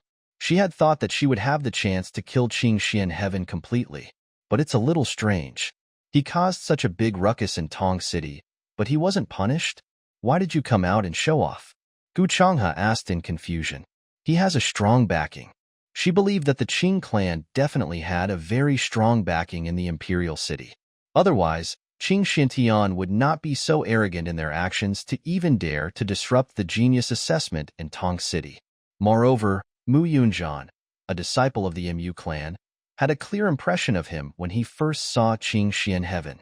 In summary, Bai Yi knew that although Ching Xiantian was the son of a local official of the Qingyun state, he and the Ching family were also very popular in the imperial city. After Mu Yunjian and his colleagues finished greeting each other, Bai Yi and the rest also joined up with the rest of the troops. Stay away from them. Quickly dodge. Don't get too close to the people of Tong City. Regardless of whether it was the participants from Qingqing district or the other 3 districts, they all avoided Bai Yi and the other Tong City youths like the plague. This Kasai all right. Since we're all here, let's hurry up and set off. The participants from the other 8 states have already entered the arena, and you are the last to enter. By the time you're inside, they'll have already finished their work. At this moment, the governor of the Cyan Cloud State, Ching Hea, appeared out of nowhere and gave the order. Although he sounded like he was talking about all the Qingyun state contestants, he was actually drawing hatred to the Tong City youths. So as soon as he finished speaking, it's all the fault of those useless people from Tong City. They were clearly already a burden, but they didn't know to come earlier. We were all late. That's right, that's right. Our Cyan Cloud State is not as good as the Divine Emperor State. The Northern Wolf State and the Heavenly Eagle State will fall behind even more now. It'd be a joke if the overall results were the last. Many young people from the other 4 precincts complained and scorned the young people from Tong City. Most of the young men in Tong City were young and inexperienced. They were so disdained that they could not even lift their heads. Some of them had already subconsciously apologized, but they did not receive any kind of expression. What's going on? There's a state ranking? Bai Yi did not understand. Why did she feel that this selection contest was much more complicated than she had imagined? Yes, that's why the provincial governor and other officials pay great attention to the genius selection. It's said that the imperial court will reduce the supply of cultivation resources for the next 5 years for the one who ranks last. Gu Changhe was indeed knowledgeable. The imperial court will distribute cultivation resources? How come I didn't know about this? White Knight had never heard of it before. Furthermore, none of them, the citizens, had ever heard of anyone receiving any benefits before. 30% will be given to individuals or families who perform outstandingly in the selection. The remaining 70% will go to the local armies and officials of each province. I see. No wonder these people are so excited. Only then did Bai Yi understand. But Jifu had never told her about this. If she performed well, she could earn some cultivation resources for the village. We don't need to care about them. In any case, from what I know, after entering the selection point, each of them will form their own small teams and move about. They will only meet up when the time is right. Gu Changhe provided all the information he knew to Bai Yi, his leader who knew nothing. Run. Hurry up. At this time, the teleportation array leading to the ultimate selection field had already been opened in a brilliant light. The youths of the Qingyun state all quickly stepped into the teleportation array. Miss Bai, I'll send you off here. Good luck. Mu Yunzhan also came over to bid farewell to Bai Yi. He was about to return to the imperial city to regain his vision. After all, there was a murder case, and as the leader, he had to go back. All right, thank you Big Brother Mu for taking care of me along the way. Bai Yi thanked him. She felt a little apologetic for causing trouble for Mu Yunzhan, but she believed that Luo Bao and He Chengtian would take care of it perfectly. It was just that she had not seen these two people so far today. They were probably so ashamed that they had no face to see anyone. Ha ha ha, Ing Luo doesn't deserve the title. I didn't do anything. I'll be waiting for you in the imperial city. Mu Yunzhan laughed. He actually had a good impression of this little girl. All he had seen during this period of time was her strength, independence, and calmness. However, these qualities should not have appeared in her so early, but, yes, Bai Yi nodded, but a devilish figure flashed through his mind. She didn't know if this guy was really waiting for her in the imperial city this time. He wouldn't come out again, would he? Go on. Mu Yunzhan saw that most of the people had left, and he was afraid that Bai Yi and the others would be scolded again. So he quickly waved his hand to urge them. Only then did Bai Yi, Gu Changhe, and the others quickly walk towards the teleportation array. As the 9-colored light disappeared, they had completely left the cyan cloud state. Brother Mu, Year, and you have a good conversation. At this moment, Qing Xintian appeared beside Mu Yunzhan and said in a low voice. Mu Yunzhan laughed. Miss Bai is not bad. Although I don't know why you treated her like that, I believe you've already regretted it. However, you'll eventually miss out on such a good girl. You will regret it for the rest of your life. There were some things that Mu Yunzhan didn't say, but he knew that Bai Yi was telling the truth. He knew that the truth might be even crueler, even though he couldn't find anything. You're so arrogant. Qing Xuantian's expression changed. Mu Yunzhan had already turned around and left. He didn't want to say another word to this kind of sanctimonious scum. However, he was right. Qing Xintian had already regretted it. However, Ing Luo, if I didn't force her, she wouldn't have achieved what she has today. Don't worry, Xining will get it. Qing Xintian muttered in a low voice. He did not regret forcing Shiroya. What he regretted was that he did not prepare the medicine to erase Shiroya's memory from the beginning and immediately feed it to her when she awakened the inheritance. However, even if Qing Xian Heaven was prepared, the reborn White Knight would not let him succeed. This was an endless loop. As long as Qing Xintian forced the original White Knight to his death, he would be destined to get nothing. It was a pity that Qing Xian Heaven would never understand. At the same time, White Knight and the others had already arrived at the periphery of the ultimate selection field with a whoosh under the transmission array. We're here, so fast. As expectia or me des transportation nua or me anasi. Reni teleportation formation is so useful. It was their first time taking a teleportation array. So many of the young people in Tong City were very excited. Even Gu Changhe was so excited that he seemed to be a little dizzy. Other than those from Tong City, the rest of you should gather here. At this moment, a clear female voice shouted. As soon as he said that, many young men immediately surrounded him according to the instructions. It didn't take long for the young people of Tong City to be isolated again. What's going on? What's going on? After being continuously isolated, the young people of Tong City started to panic. This time, Everyone subconsciously looked at Bai Yi and Gu Changhe. After all, the two of them were their vice commander. "Let's go," he said. However, Bai Yi did not even care about them.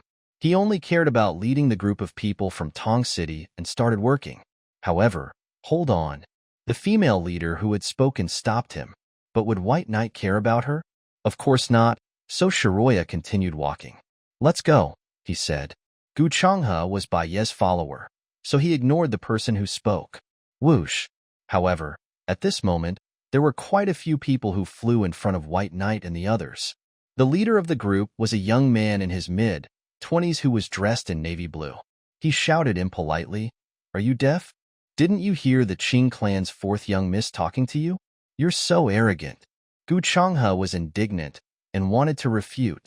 "You're White Knight, right?" However, that person spoke first. Then, a woman in a flawless white dress with a faint fragrance floated out and flew to the front of the crowd. When her dress that represented white lotus petals settled, Bai Yi, who had been called out, fixed his eyes on it and saw a white lotus flower with a thin veil covering its face. "Oh no, a young woman." Then, without waiting for Bai Ye's reply, the other party used a superior attitude, looked at Bai Yi, and said, "I was wondering who my brother was fascinated by, but it's actually a little girl who still reeks of her mother's milk." Hearing this, and thinking back to how she had addressed the fourth young miss of the Ching family, Bai Yi instantly knew that this white lotus was Ching Xuantian's younger sister. In Bai Ye's memory, Ching Xuantian did have a sister called Ching Xianying. She seemed to be 4 years younger than Ching Xuantian and was 18 years old this year. It was said that she had a good talent for cultivation. However, this personality of his, Bai Ye's lips curved into a smile. He turned to Gu Changhe and asked, "Changhe, does it smell good?" "It's fragrant." Gu Changhe didn't lie, so he nodded honestly. "Remember, this is the taste of a pretentious white lotus. Don't marry a wife with this taste in the future. She's a jinx." White Knight said earnestly. "Impudent." Some of Ching Xianying's supporters at the scene immediately reproached her. "Little sister Inger, let me teach this arrogant girl a lesson." Some even volunteered to teach Bai Yi a lesson on behalf of Ching Xianying. Yes, and there were quite a few of them. When Gu Changhe and the other young men from Tong City heard this, they subconsciously looked at their death, seeking brothers as if they were looking at dead people. He dared to challenge Bai Yi? These people's brains must have been squeezed between the cracks of the door. "Be quiet. We have important things to do from today on," Ching Xianying interrupted. "We shouldn't delay our important things for such a beautiful village woman. Little sister Inger is right. Younger sister Inger is so magnanimous. This is the demeanor of a lady from a big family. It is indeed not something that a village girl can compare to. It is really beautiful. It's Ingluo." A large group of Ching Xianying's brainless fans immediately started to praise her, making Bai Yi want to roll her eyes. But just as she was about to leave impatiently, Ching Xianying said, "This time, the Ching family has found some clues in the imperial city. As for what clues they are, do you know why we can rank first in the young men's ranking of the 9 states every year? Because of these clues?" Someone asked immediately. "Not bad." Ching Xianying nodded proudly. "Therefore, this time, we are confident that we can hunt for a rich amount of spiritual herbs and even find a crystal mine." "What? Really?" At that moment, everyone present, including the young man from Tong City, exclaimed in shock from the bottom of their hearts. No one had expected Ching Xianying to bring such good news.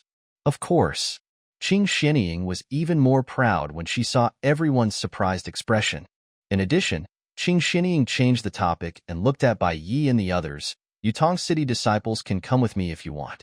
As soon as she finished speaking, Bai Yi could immediately hear many of the young men from Tong City behind her taking in deep breaths in excitement. After all, this was definitely a huge temptation. But Ching Xianying suddenly raised her voice. "You can only take 20% of the total harvest. The remaining 80% will be given to the participants at the other 4 screening points. And she can't follow us." Ching Xian raised her finger, which was like a white lotus, and pointed it at Bai Yi, who was leading the young men from Tong City. Ching Xianying's goal was obvious. She wanted to isolate Bai Yi. Let White Knight fight alone. In this way, some of Ching Xianying's, or the Ching family's arrangements could be realized without any obstacles. Huh, are you sick in the head? Give them 20% of the total harvest? What did he say about not allowing White Knight to follow? What makes you think we'll follow you? I, Gu Changhe, will tell you this. Gu Changhe, who was infuriated upon hearing this, immediately stood up to refute vehemently. Unfortunately, he had only said a few words, and his emotions had yet to fully erupt. One of the Tong City youths behind him cut him off and asked, "Fourth Miss Ching, is it true that you said you have a lead on the mole?" "That's right. May I ask if the news is true?" When many of the young men from Tong City heard this, they couldn't help but ask in agreement. Their tone revealed a strong sense of inferiority. Gu Changhe, who was dumbfounded, said, "Hee." He suddenly felt that he was because he thought that according to what Ching Xianying said, anyone with a bit of courage should not agree. After all, Ching Xianying's conditions were obviously oppressing the Tong City alliance. Gu Changhe could understand if they were to get 10% of the fruits of labor because Ching Xianying was the leader of the army, so she would definitely get half of the benefits. The remaining 50% would naturally be given to each of the 5 selected points. 20% of the 10%? Why the heck did he give the rest to the other 4 selection points? Wasn't this bullying the people of Tong City? At this time, Ching Xianying, who had been asked, replied unhappily, "Are you questioning me?" Impudent. When Ching Xianying's lackeys heard this, they immediately took advantage of the situation and stepped on the young men in Tong City. "Just you trash.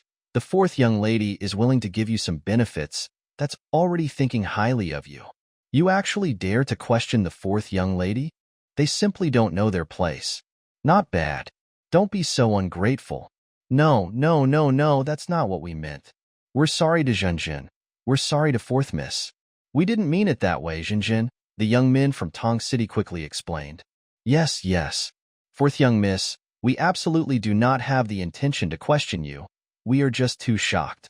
For such a noble, beautiful, outstanding genius like you, your words are naturally worth 9 tripods. We will follow you now. Yes, Zhenjin. As he spoke, a large group of Tong City youths had already joined the Qingyun State's major alliance while apologizing. Not only that, Big Brother Gu, you should come here too. After all, you can't eat with a backbone. Let's not talk about how much you'll get if you come here. At least we'll be safe. The young man who had surrendered to Ching Xianying turned to Gu Changhe. You want to run? However, before he could finish speaking, Gu Changhe had already shouted angrily, "Shut up! Stop! I will not go. I'll FCK you. Big Brother Gu, I think we should follow them. There are only about 100 of us now. I heard that there are 3rd grade demonic beasts in the ultimate selection field. What if something bad happens? So, Glenn is right. We should follow them for safety reasons." I agree. After all, a backbone is not as important as your life. What if you lose your life?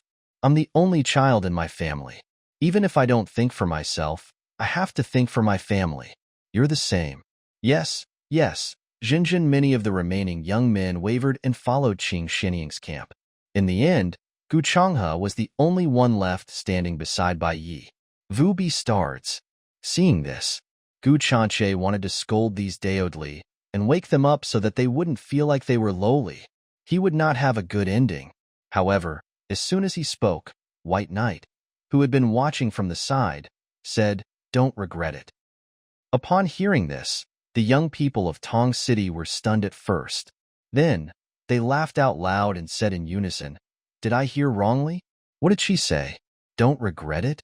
It seems so, but what do we have to regret?